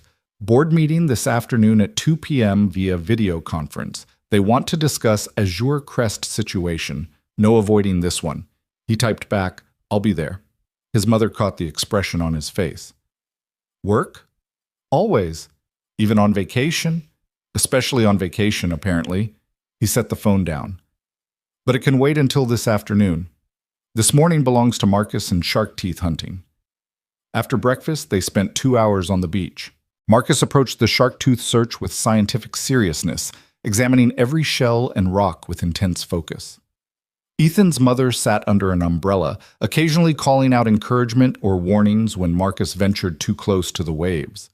Ethan found himself studying the other families on the beach, noting the invisible boundaries people created. The wealthy guests clustered in one area, their designer beach equipment creating a kind of territory. The middle-class families stayed mostly in another section, their regular beach toys and discount store towels marking them as different species in the same ecosystem. No signs enforced this separation. No rules required it. It just happened naturally, people sorting themselves by economic tribe, comfortable among their own kind. Except for Marcus, who'd spotted another kid building a sandcastle nearby and immediately ran over to ask if he could help, completely oblivious to the fact that the other boy's family was clearly operating on a much tighter budget. Within minutes, the two boys were collaborating on an elaborate fortress, their parents exchanging tentative smiles across the invisible boundary. Children, Ethan thought, had the right idea about things. They saw potential friends, not economic categories. Around 11, his mother declared that they all needed to get out of the sun for a while. Marcus protested, but was clearly flagging, the morning's excitement catching up with him. They returned to the room, where Marcus immediately fell asleep on the couch, sandy and content. Ethan's mother settled into a chair with her book. "Go," she said without looking up. "Deal with whatever's weighing on you. We'll be fine." "I have a meeting at 2. I know. Go prepare. Marcus and I will find lunch when he wakes up. You can join us for dinner." Ethan kissed her forehead. "Thank you. That's what grandmothers are for. Also, Ethan, whatever you're doing here, the staff seemed different today. Lighter somehow. Like a weight's been lifted. Keep doing that." Back in his own room, Ethan pulled out his laptop and spent the next 2 hours reviewing reports and preparing for the board meeting he knew would be contentious. The numbers told a complicated story. Short-term revenue projections were down slightly due to the policy changes and staff turnover. But early feedback from guests showed a marked increase in positive reviews, particularly from demographics Azure Crest had historically underserved. The question was whether the board would value long-term sustainability over short-term profits. At exactly 2 o'clock, his laptop chimed with the incoming video conference. Ethan connected to find 8 board members staring at him from their respective offices and homes, their expressions ranging from curious to concerned to openly hostile. Richard Thornton, the board chairman and a man who'd made his fortune in real estate, spoke first. "Ethan, thank you for joining us. I think we all know why we're here. There's been some concern about recent events at Azure Crest." "Concern," Ethan repeated neutrally. "That's one word for it." "Would you like to explain what happened? We're hearing reports about staff terminations, policy overhauls, and some kind of confrontation in the lobby that's apparently gone viral on social media." Ethan had known the social media angle would come up eventually. Several guests had indeed posted videos of the lobby confrontation, though most had only captured fragments. The videos had gotten modest attention online, mostly people debating whether Ethan had been justified or had overreacted. "I went to Azure Crest to experience it as a regular guest," Ethan said. "I wanted to see how the resort treated people who didn't look wealthy, who didn't arrive in expensive cars or designer clothes. What I found was a systemic culture of discrimination that prioritized some guests over others based purely on appearance and perceived economic status." "That's hospitality economics," another board member, Margaret Chen, interjected. "You allocate resources to high-value guests. That's standard across the luxury industry. There's a difference between offering premium services to people who pay for them and treating some confirmed reservations as less valid than others based on how someone looks," Ethan countered. "We made a guest with a confirmed reservation wait while we scrambled to find him a room because staff decided he didn't belong at our resort. That's not economics, that's discrimination." "The guest being you," Richard noted. "The guest being anyone who doesn't fit someone's arbitrary profile of what a luxury resort guest should look like." Margaret leaned forward, her expression sharp. "Ethan, I appreciate your idealism, but you're running businesses, not charities. Azure Crest's brand is built on exclusivity, on catering to a specific clientele. If you start treating everyone the same, you lose what makes the property valuable to high-end guests." "What makes the property valuable," Ethan said, his voice hardening, "is exceptional service, beautiful amenities, and a genuine commitment to hospitality. None of those things require making some guests feel unwelcome. If our high-end guests can't enjoy their vacation unless other people are being treated poorly, then they're not the kind of guests we should want." "That's easy to say when you own the company," another board member, Thomas Wu, said. "But we have shareholders to consider, profit margins to maintain, quarterly targets to hit. Your policy changes are going to cost us money. Short-term, possibly. Long-term, we'll be more profitable because we'll have genuine customer loyalty instead of customers who tolerate us because we're exclusive." "That's speculation," Margaret said flatly. "What we know for certain is that luxury hospitality operates on well-established principles. You're throwing those principles out because of one bad check-in experience." "Not one experience. 247 documented complaints over 18 months about discriminatory treatment. Complaints that were systematically dismissed because we cared more about maintaining our image than examining our practices." The board went silent for a moment. Richard's expression suggested this was news to him. "I wasn't aware we had that many complaints," he said carefully, "because they were categorized as unrealistic expectations or cultural misunderstandings and never escalated to board level. Our operations manager at Azure Crest built an entire system designed to keep certain guests happy at the expense of others, and nobody questioned it because our satisfaction scores among wealthy guests remained high." "So you fired her?" Thomas asked. "She resigned, but yes, I would have terminated her employment. She slapped a guest, me, in the lobby, when I asked to be treated with basic respect. That alone is grounds for immediate dismissal." "She slapped you?" Richard's eyebrows rose. "That's not in any of the reports I received." "Check the security footage, it's all documented." More silence. Ethan could see some board members typing notes, others exchanging glances off screen. "Let me ask you something, Ethan," Margaret said, her tone shifting to something almost condescending. "You're a young man, relatively new to running these properties. You inherited significant wealth and control from your father, but you don't have decades of industry experience. Are you certain you're not overcorrecting based on personal feelings rather than sound business judgment?" The question was designed to undermine him, to frame his decisions as emotional rather than rational. Ethan had been expecting it. "I'm certain that treating human beings with dignity isn't overcorrection," he said calmly. "I'm certain that a business model built on making some people feel inferior so others can feel superior is fundamentally flawed. And I'm certain that I'm willing to accept lower profits if the alternative is running properties that systematically devalue human worth based on economic status." "Lower profits affect everyone," Thomas pointed out. "Shareholders, employees, everyone who depends on these companies for their livelihoods. You know what also affects employees? Working in a toxic culture where they're trained to judge and discriminate, where they have to betray their basic human decency to keep their jobs. where they watch people being mistreated and have to participate or stay silent.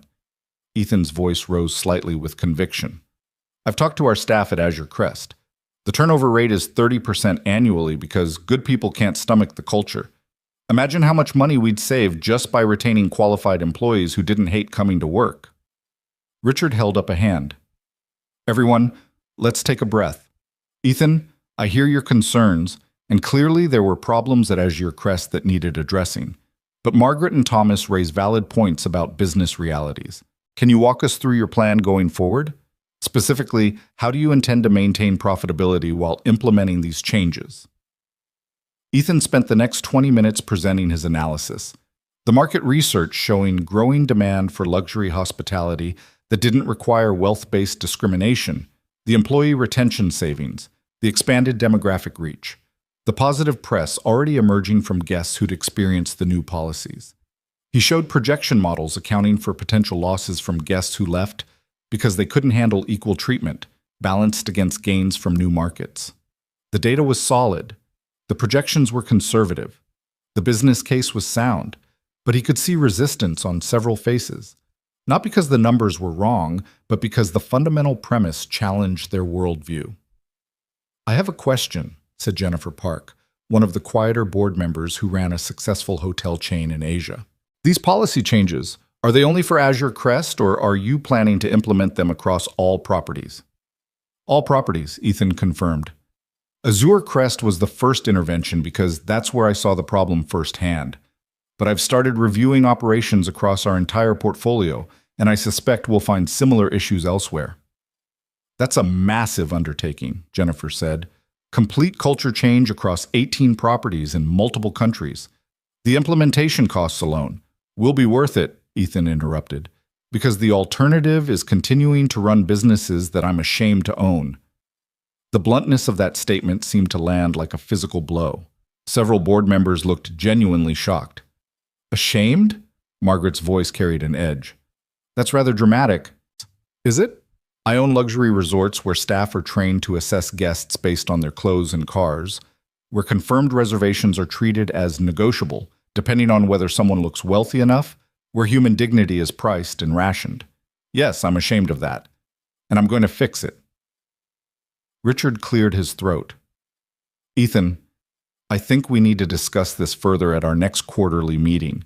In the meantime, I'd like you to proceed carefully with any additional policy changes. Consult with the board before implementing sweeping reforms. We all want what's best for the company. Do we? Ethan challenged. Because from where I'm sitting, it looks like some of us want what's most profitable in the next quarter, regardless of whether it's actually right. That's unfair, Thomas protested. We're not monsters. We're business people trying to ensure sustainable operations that benefit everyone involved. Then support changes that make our operations actually sustainable instead of just profitable. Support building companies we can be proud of instead of just companies that maximize shareholder value. The meeting continued for another 30 minutes, circling the same arguments without resolution. Richard finally called it, suggesting they reconvene in 2 weeks after everyone had time to review Ethan's proposals in detail. After disconnecting, Ethan sat in silence, staring at his laptop screen. He'd known the board would resist. He'd known some members would prioritize short-term profits over ethical operations. But actually experiencing it, hearing educated, successful people defend discriminatory practices in the language of business necessity, left him feeling tired and frustrated. His phone rang. Sarah. How bad was it? She asked without preamble. About what I expected. Resistance, pushback, questioning my judgment and experience. Are they going to force changes? They can try. I control enough shares that they can't override me completely, but they can make things difficult, slow down implementation, create obstacles.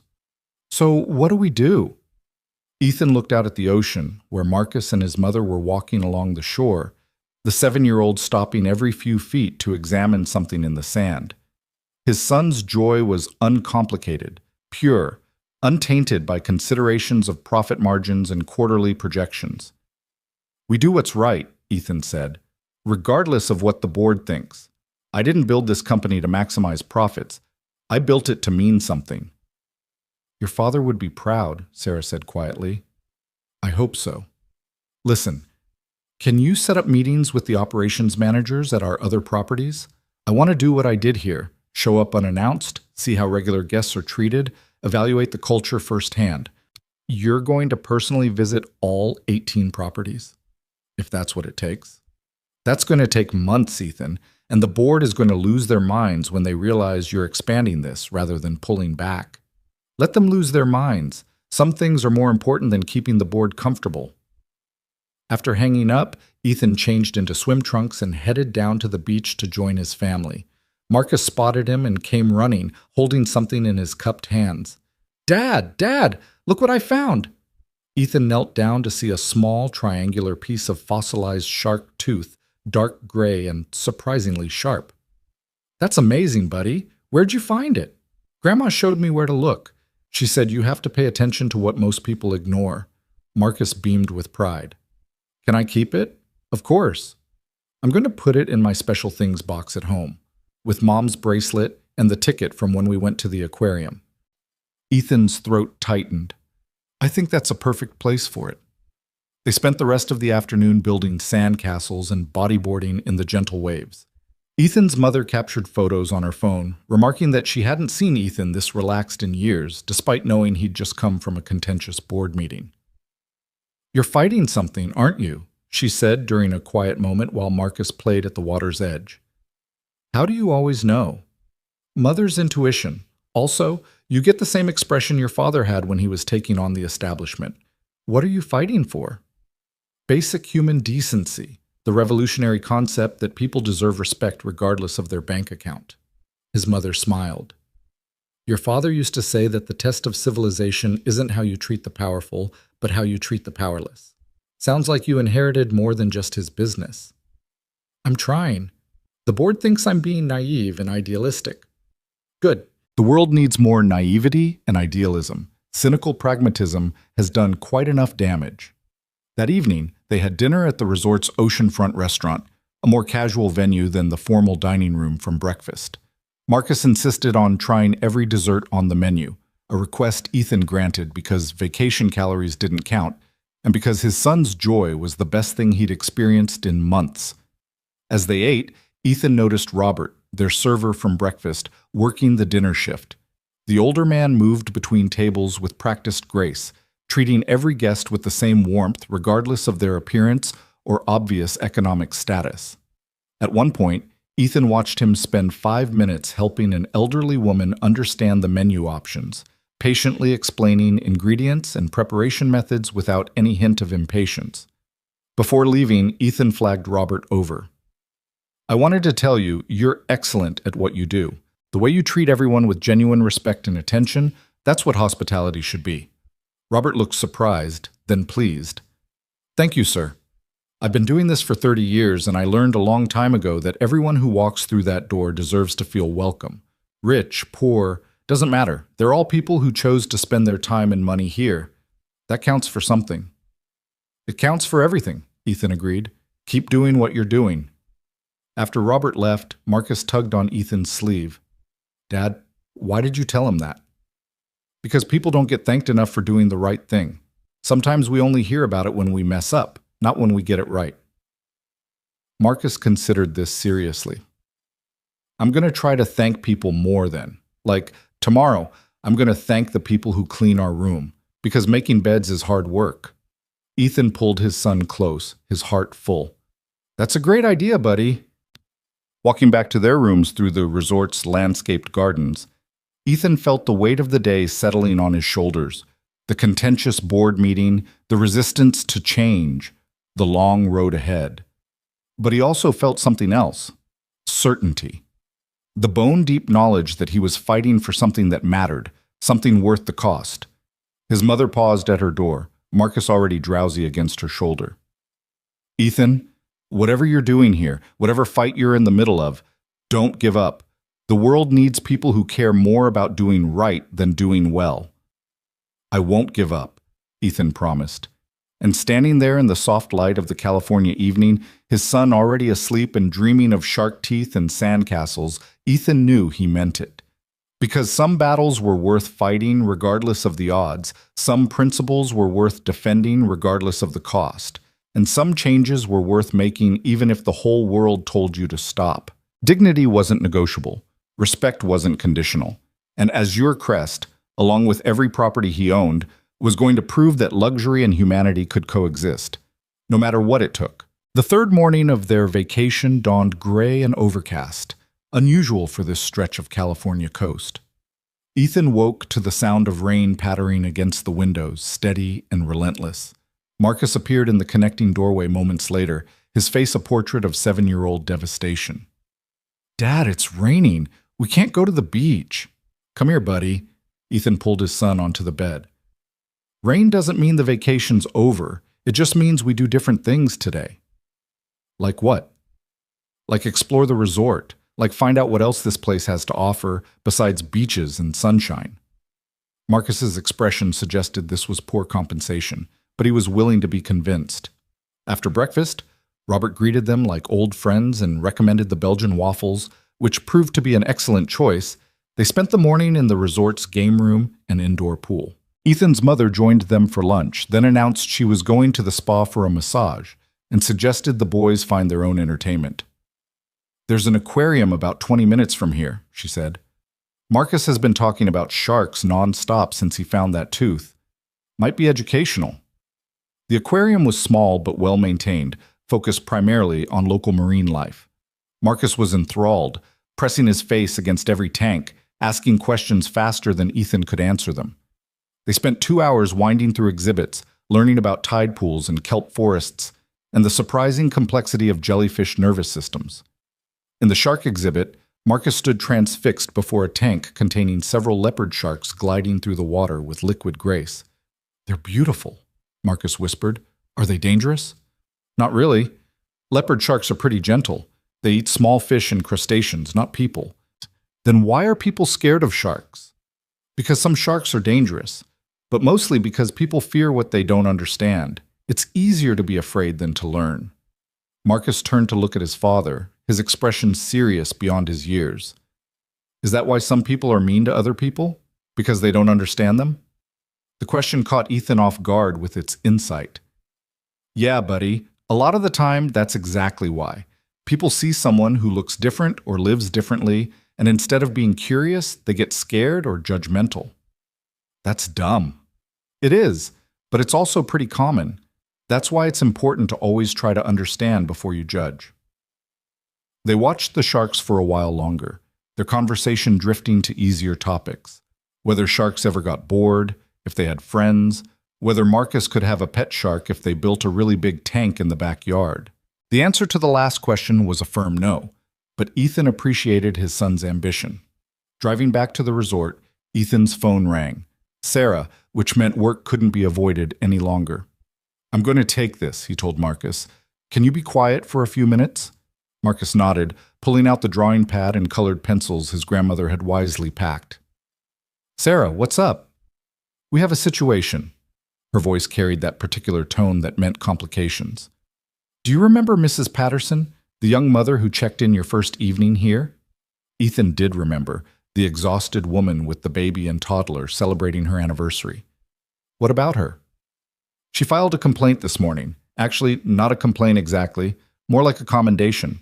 She wanted management to know that her entire stay has been exceptional, that she's never felt more welcome at a luxury resort, and that every single staff member she's encountered has treated her family with incredible warmth and respect."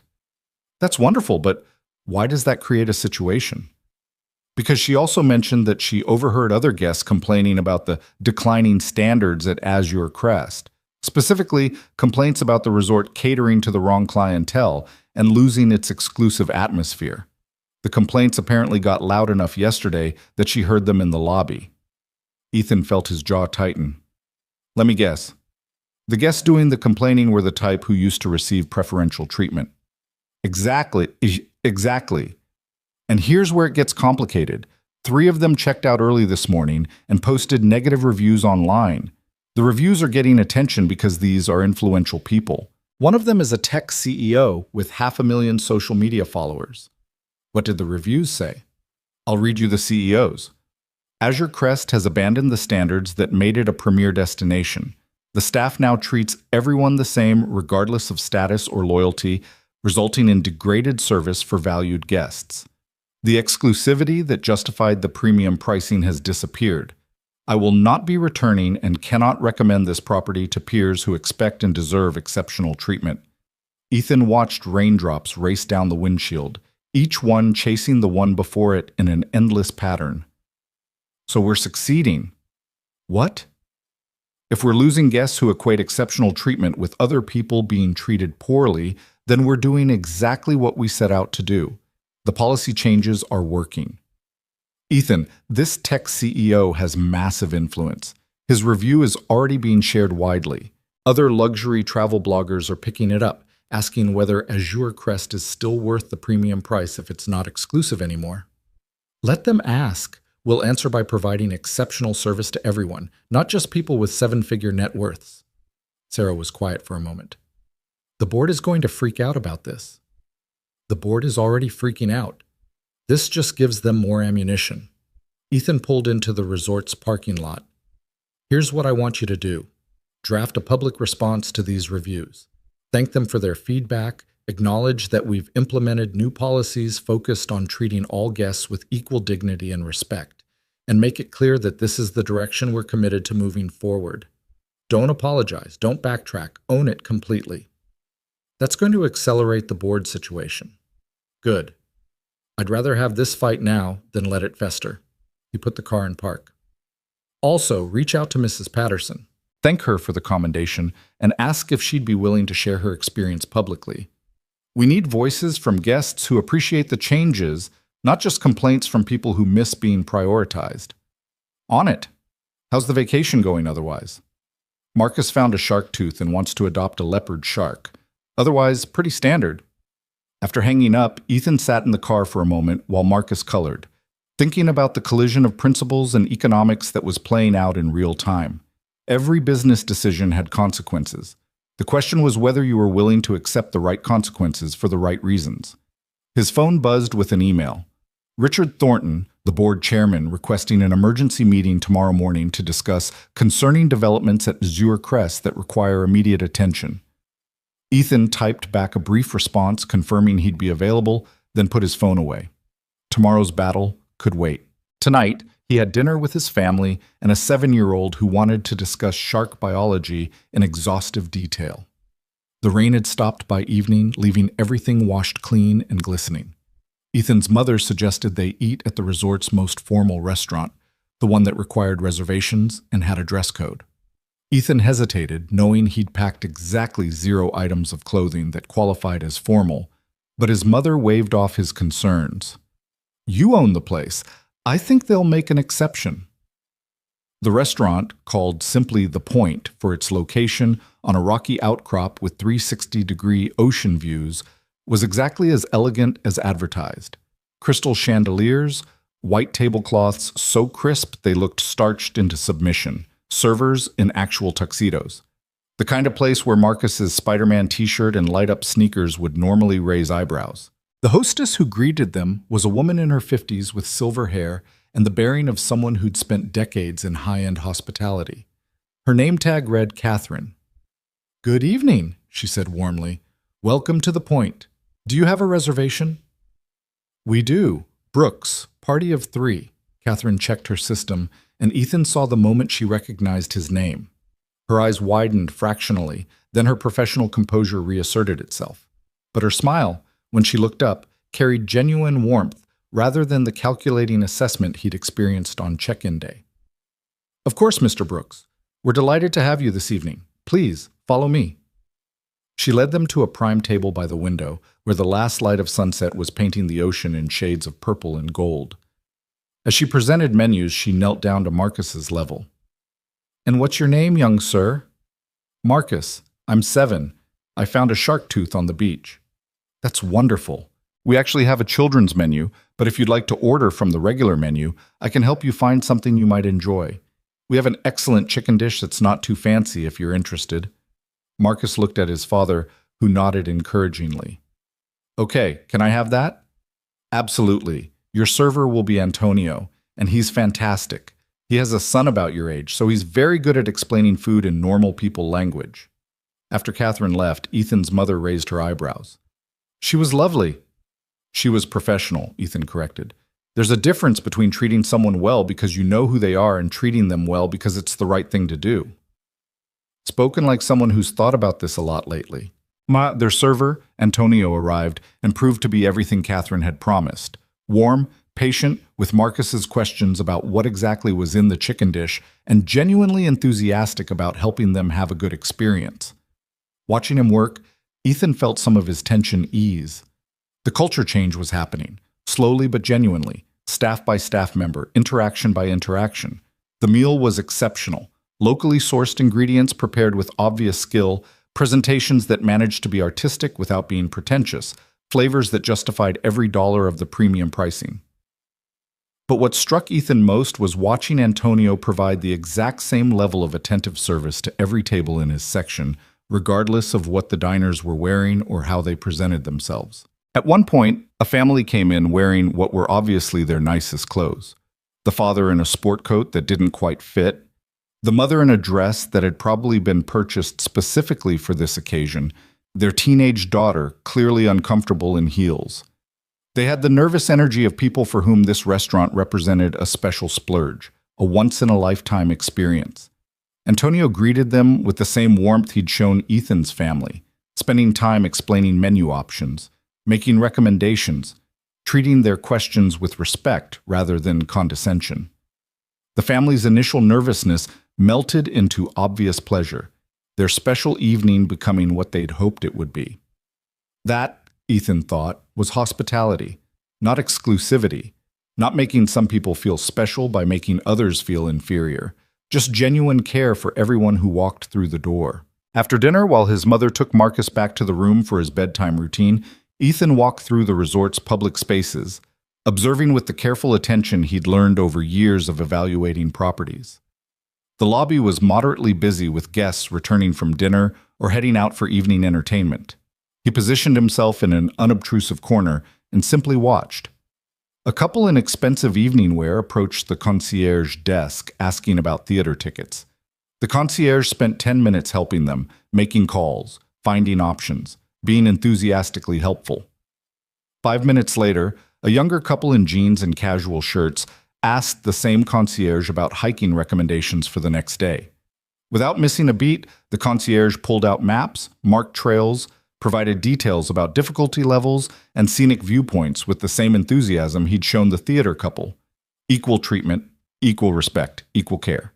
Ethan's phone buzzed. Ethan's. A text from Sarah with a link to Mrs. Patterson's social media post about her stay at Azure Crest. He opened it to find a lengthy, heartfelt review describing how welcome her family had felt, how the staff had gone out of their way to make their anniversary special despite their limited budget, how they'd experienced genuine luxury hospitality for the first time in their lives. The post had been shared dozens of times already, with comments from other people saying they'd felt similarly welcomed at Azure Crest, that something had shifted at the resort recently, that it felt like a place that actually cared about guests as people rather than revenue sources. A second text from Sarah. This is starting to gain traction. Multiple positive reviews coming in from guests who appreciate the changes. We might be creating a counter-narrative to the negative reviews from the exclusivity crowd. Ethan typed back. Good. Let's amplify it. Reach out to travel writers who focus on accessible luxury, family travel, inclusive hospitality. Show them we're building something different. A shadow fell across his phone screen. Ethan looked up to find Catherine, the hostess from The Point, standing nearby. Mr. Brooks, I'm sorry to interrupt your evening, but I wanted to thank you personally. Thank me for what? For the changes you've made here, for caring about how we treat people. She glanced around, ensuring they had relative privacy. I've worked in luxury hospitality for 32 years. Started as a housekeeper, worked my way up, and I've seen every variation of how hotels treat guests who don't fit the typical luxury profile. Most places we're taught to prioritize, to assess, to allocate our limited resources to the most valuable guests. But you don't agree with that approach. I hate it, Catherine said bluntly. I got into this business because I love making people happy, creating experiences, being part of someone's special memories. But over the years, it became less about hospitality and more about hierarchy. Less about serving and more about sorting. It wore on me, made me question whether I still wanted to do this work. She paused, emotion evident in her voice. What you did at that staff meeting, saying that everyone deserves respect, creating policies that actually enforce that, it reminded me why I fell in love with hospitality in the first place. So thank you. You've given some of us our passion back. Ethan felt his throat tighten. That means more than you know. I just wanted you to hear it from someone who's been in the trenches. The changes matter. They're making a real difference. After Catherine left, Ethan remained in the lobby for a while longer, watching the resort's evening rhythm. His phone continued to buzz with updates. More positive reviews appearing online, requests for interviews from travel journalists interested in Azure Crest's new approach. A message from a competitor's executive asking if Ethan was serious about industry-wide change. Around 10, he returned to his room to find his mother reading on his balcony while Marcus slept in the connecting room. He's exhausted, she reported. Talked for an hour about sharks and aquariums and wanting to be a marine biologist when he grows up. Also announced that when he's grown up, he's going to make sure everyone is treated nicely everywhere, just like you're doing. Ethan sank into a chair, the weight of the day settling on him. No pressure there. He's watching you, Ethan, learning from you. What you do here, the stands you take, the fights you choose. He's absorbing all of it, building his understanding of what matters, what's worth fighting for. I hope I'm teaching him the right things. You're teaching him that principles matter more than profits, that human dignity isn't negotiable, that doing the right thing is worth the cost even when it's hard. His mother reached over and squeezed his hand. Those are exactly the right things. The emergency board meeting the next morning started exactly as contentiously as Ethan had anticipated. Richard Thornton opened with a litany of concerns, negative reviews from influential guests, social media backlash from the exclusivity crowd, preliminary revenue projections showing short-term losses, questions from major investors about strategy changes at Azure Crest. We're facing a potential brand crisis, Richard said, his expression grave. The negative reviews are gaining traction in luxury travel circles. People are questioning whether Azure Crest maintains the standards that justified our premium positioning. The standards we're setting, Ethan countered, are higher than what we had before. We're just measuring different things. Instead of exclusivity, we're measuring genuine hospitality. Instead of preferential treatment for wealthy guests, we're measuring equal respect for everyone. Margaret Chen jumped in, her tone sharp. Ethan, I've reviewed the latest data. We've lost approximately 15% of our high-value repeat guests in the past week. These are people who've been coming to Azure Crest for years, who spend extensively on amenities and services. Losing them has significant revenue implications. And we've gained new guests from demographics we've historically excluded, Ethan replied. Working families, middle-class couples, people who've never felt welcome at a luxury resort before. The revenue mix is changing, not disappearing. The revenue per guest is dropping, Thomas Wu pointed out. That's basic economics. If we're filling rooms with lower-spending guests, our profitability decreases. Short-term, perhaps. Long-term, we're building customer loyalty that doesn't depend on exclusivity.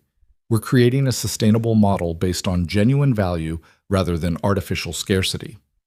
The arguments continued, circling the same fundamental disagreement. Whether hospitality should be hierarchical or egalitarian, whether luxury required exclusivity, whether treating everyone equally meant degrading service for those accustomed to preferential treatment. Finally, Richard called for a pause. Ethan, I think we need to be realistic about what you're trying to accomplish. Culture change on this scale, across all our properties. It's ambitious, possibly too ambitious. The board appreciates your idealism, but we have fiduciary responsibilities. We can't sacrifice profitability for principles. They're not separate, Ethan said firmly. Profitable companies built on unethical foundations aren't sustainable. Eventually, the culture rot spreads, good employees leave, customer loyalty erodes, and you're left with a hollow brand propped up by increasingly desperate marketing. That's speculation, Margaret said. What we know for certain is that our current approach, the approach before your changes, was working.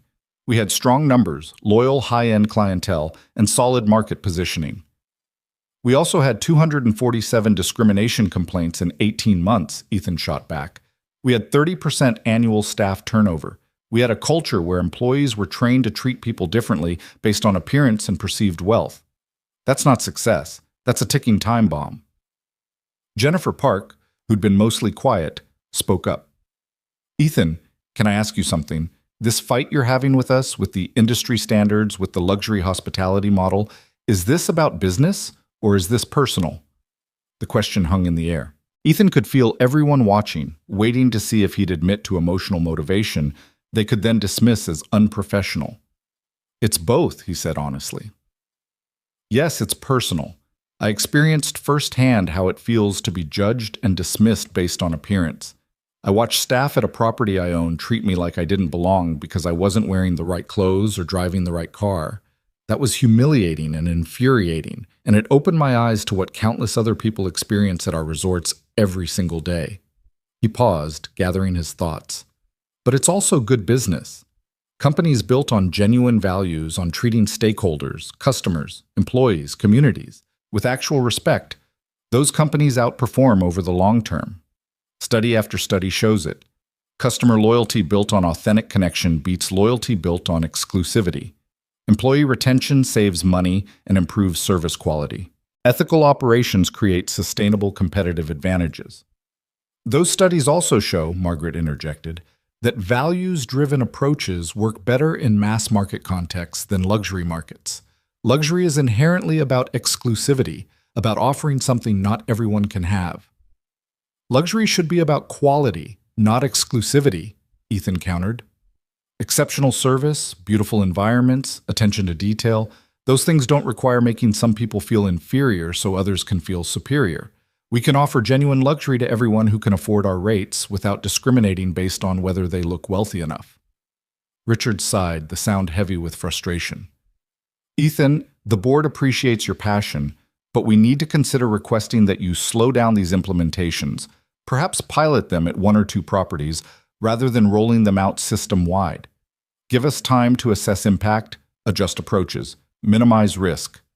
No, Ethan said simply. No? These aren't experiments to be piloted carefully. These are moral imperatives to be implemented immediately. Every day we delay is another day we're running properties where people are treated as less than human based on arbitrary economic factors. I'm not willing to slow that down to make shareholders more comfortable. The silence that followed was profound. Ethan could see the calculation happening behind various board members' eyes, weighing his controlling interest against their collective influence, assessing whether to push harder or retreat temporarily. Finally, Richard spoke, his voice carefully neutral. I think we need to table this discussion for now. Ethan, you have our concerns on record. We'd like to see detailed quarterly reports on the financial impact of these policy changes. If the numbers support your approach, excellent. If they don't, we'll need to revisit this conversation more seriously. Fair enough, Ethan agreed. But I want to be clear. I'm not changing course based on one quarter's returns. This is a multi-year transformation, and I'm committed to seeing it through. After the meeting ended, Ethan sat alone with his laptop, staring at financial projections that told competing stories depending on which time frame you examined. The board was right that short-term numbers showed losses. They were also wrong that those losses indicated failure. His phone rang, an unknown number which he normally wouldn't answer, but something made him pick up. Mr. Brooks, this is Catherine Martinez from the Point Restaurant. I hope it's okay that I'm calling you directly. I got your number from the staff directory. Of course, Catherine. Is everything all right? More than all right. I wanted to let you know we had a party of 12 last night, a family reunion, mixed economic backgrounds, multiple generations, the kind of group that used to make our staff nervous because they didn't all look like typical Point clientele. And it was one of the best services I've participated in my entire career. The family was so grateful, so appreciative because they'd never experienced this level of hospitality before. They left a 25% tip and a handwritten note thanking us for treating them like valued guests instead of making them feel like they didn't belong. Catherine's voice wavered with emotion. That note is posted in our break room now. The staff keeps looking at it, reading it, remembering why we do this work. Several people have told me they're reconsidering job offers they'd been considering at other properties because they want to be part of what we're building here. Ethan felt something tight in his chest loosen. Thank you for telling me that. Thank you for making it possible. What you're doing, it matters, Mr. Brooks. Don't let anyone convince you otherwise. After hanging up, Ethan walked out onto his balcony. His mother and Marcus were on the beach below, building what appeared to be an architecturally ambitious sandcastle. He watched them work together, Marcus's small hands patting sand while his grandmother provided structural advice, both of them laughing when a wave came too close and threatened their creation. His phone buzzed with another email. This one from David, the room service attendant he'd spoken with earlier in the week. The subject line read simply, "Thank you." The email was brief but powerful. David described how the policy changes had transformed his experience at work, how he no longer felt complicit in discriminatory practices, how he'd stopped dreading his shifts and started enjoying them again. He'd been planning to leave hospitality entirely, but now he wanted to stay, to be part of building something better. More messages came in throughout the afternoon, from Maria, from Robert, from staff members Ethan had never met, but who'd heard about the changes and wanted to share how it had impacted them. Each message was a small confirmation that this fight was worth having, that the board's concerns about quarterly returns missed the point entirely, because the real measure of success wasn't profit margins. It was whether people felt valued, respected, treated with dignity. Numbers could be manipulated, but human experience told the truth. That evening, their last at Azure Crest, Ethan's mother arranged for a private dinner on the beach, tables set up in the sand, tiki torches providing warm light, waves providing the soundtrack. It was extravagant and probably expensive, but she'd insisted, saying they needed to mark the end of the vacation properly. As they ate fresh seafood and watched the sun perform its nightly disappearing act, Marcus announced he'd been thinking about something important. "Dad, when I grow up, I want to help you with the hotels." Ethan set down his fork, giving his son full attention. "Yeah? What made you decide that?" "Because you're making them places where everyone feels welcome. Grandma told me what you've been doing about making sure people are treated nicely no matter what they look like or how much money they have. That's important work." "It is important work, but it's also hard sometimes. People don't always agree with doing the right thing." "Why not?" "Because doing the right thing isn't always the most profitable thing, at least not right away. And some people care more about making money than about being good." Marcus frowned, processing this. "But you care about both, right? Making money and being good?" "I try to. I think they can work together if you're patient and willing to accept that sometimes being good costs more in the short term." "Then that's what I want to do too. Be patient and good, even when it costs more." Ethan pulled his son close, his eyes stinging with emotion he didn't try to hide. "I think your mom would be really proud of the person you're becoming. I think she'd be proud of you too, Dad, for fighting even when it's hard." That night, after Marcus was asleep and his mother had retired to her room, Ethan stood on his balcony one last time, looking out at the dark ocean and the stars scattered across the sky like diamonds on velvet. His phone sat silent for once. No urgent emails or board members demanding attention. Tomorrow they'd drive home. The vacation would end, and reality would reassert itself with all its complications and conflicts. The board would continue pushing back. Some guests would continue complaining about lost exclusivity. Revenue projections would remain contentious for quarters to come. But something fundamental had shifted. Not just at Azure Crest, but in Ethan himself. He'd walked into this resort wearing worn clothes and carrying the weight of wondering whether dignity could survive in luxury hospitality.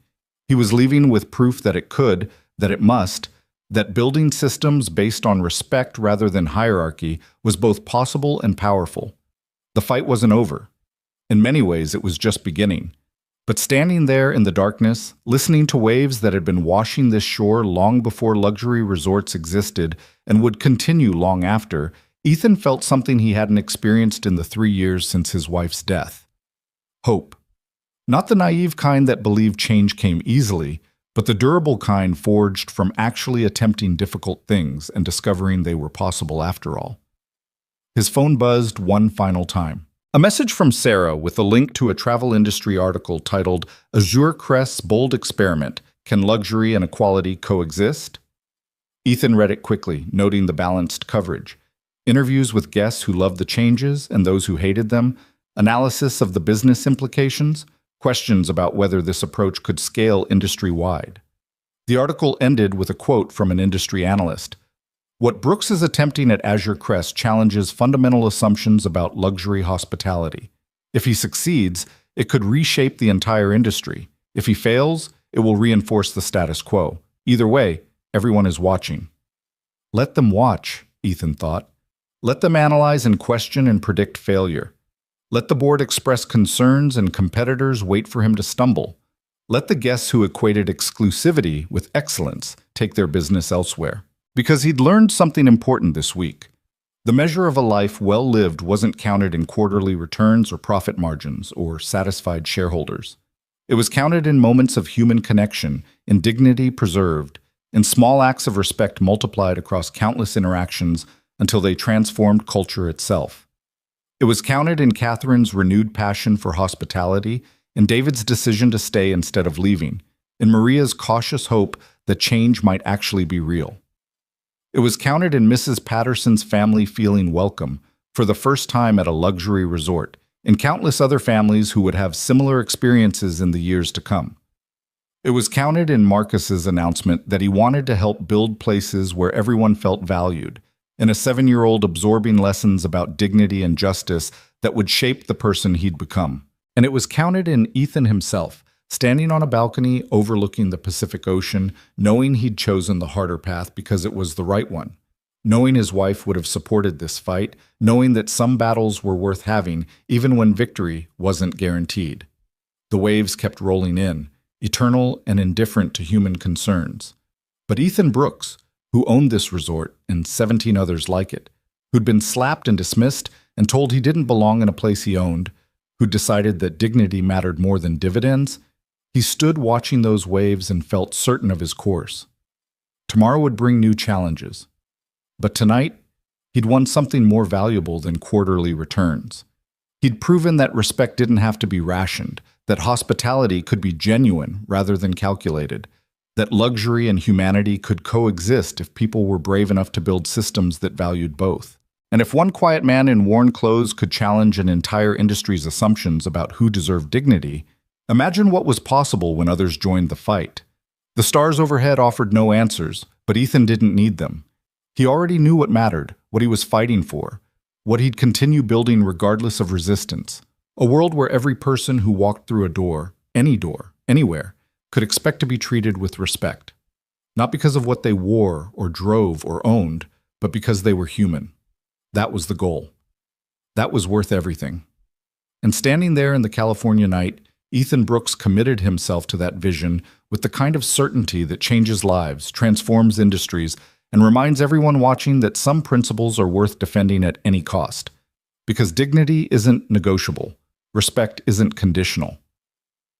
And sometimes, the most revolutionary act is simply treating everyone like they matter. Because they do.